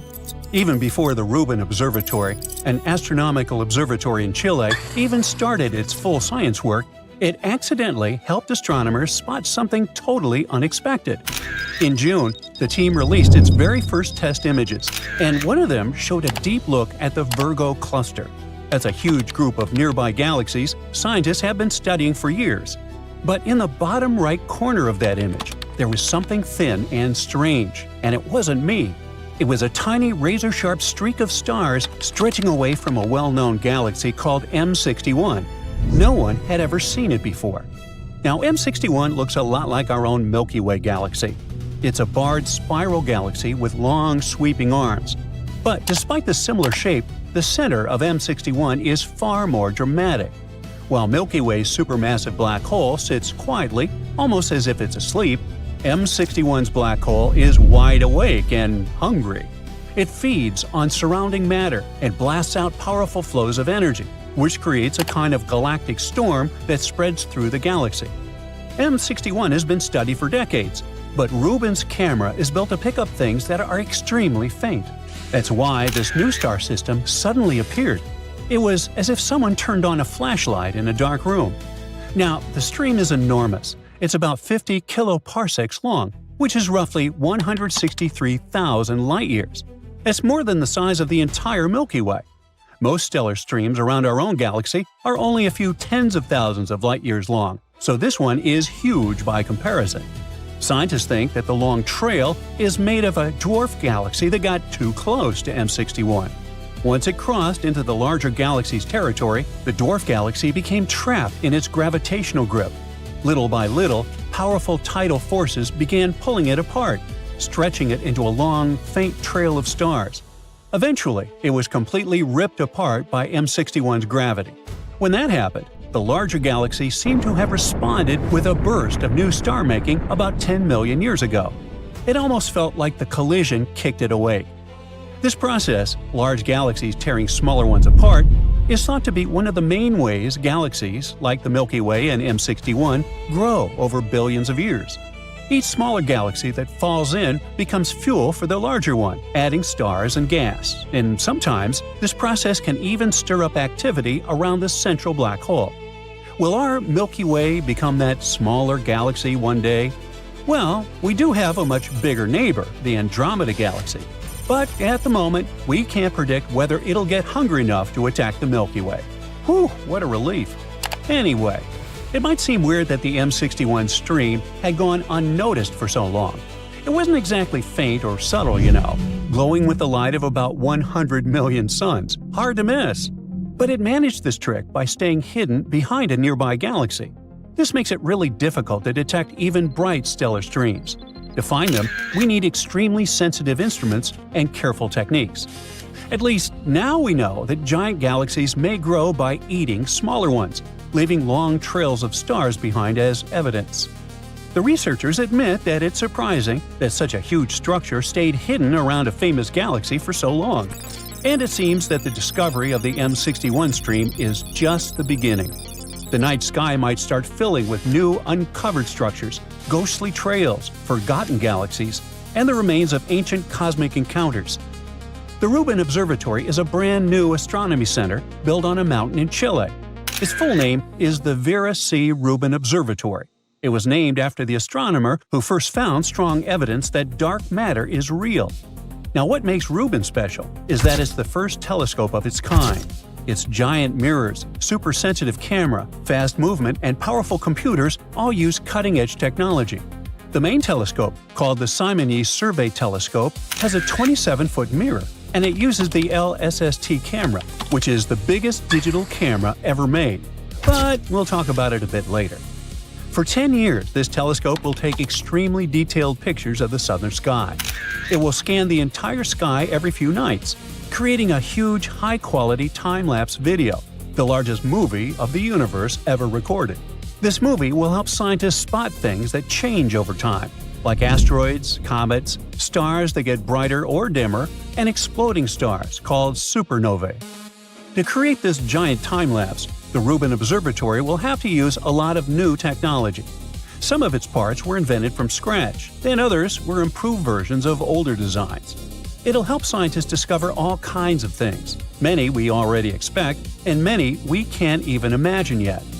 Even so, Rubin Observatory was built with 4 main science goals in mind: learning more about dark matter and dark energy, creating a complete list of objects in our solar system, mapping the structure of the Milky Way, and studying objects that move or change brightness over time. Everything about the telescope, its huge size, fast scanning speed, and ultra-sensitive camera, was designed to make discoveries in these 4 areas as complete as possible. Rubin's telescope isn't the first telescope with a mirror about 27 feet wide, but it is the first to combine its primary mirror and tertiary mirror into one single surface. Putting both mirrors together is a special innovation that makes the entire telescope more compact. Because of this, it can move faster and get ready for its next observation much more quickly.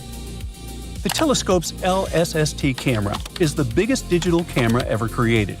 It's about the size of an SUV and weighs around 6,000 pounds. It holds a giant 3200 megapixel CCD array. Just one single picture from Rubin is so large that you'd need about 400 Ultra HD TV screens to display it. It's also the fastest-moving large telescope on Earth. Rubin's telescope can swing into a new position in only 5 seconds and immediately start taking its next image. This speed comes from the telescope's compact design, thanks to its 2-in-1 mirror and its powerful drive motors. They can quickly move and stop the 220-ton telescope mount without shaking it. Even small vibrations can ruin an image, so this stability is a huge achievement. By the way, if the telescope were spinning at full speed, you wouldn't be able to outrun it. Also, Rubin Observatory has a rare combination. It can collect a lot of light and capture a very large area of the sky in a single picture. This means it can spot faint objects spread out over a wide region without needing many separate images. When you add the telescope's incredible speed, you get the perfect setup for creating Rubin's ultra-high-definition 10-year time-lapse of the universe. A fun fact, each Rubin image covers about 10 square degrees of sky. That's the same area as 45 full moons, or about the size of a golf ball held at arm's length. Another cool thing is that Rubin data will be immediately available to scientists in the US and Chile, and to members of Rubin's International In-Kind program. They'll be able to access everything through an online portal, which means that no giant downloads are needed. After 2 years, the entire world will be able to view Rubin data. Rubin will also process new images every night in near real time. If something in the sky moves or changes, the system will send out a public alert within 60 seconds. This will allow scientists to respond quickly and point their telescopes at the event. Each night, Rubin Observatory will create 20 terabytes of data and send out up to 10 million alerts about changes in the sky. By the end of the 10-year survey, Rubin will have produced a whopping 60 petabytes of raw images. It'll be the first time so much astronomical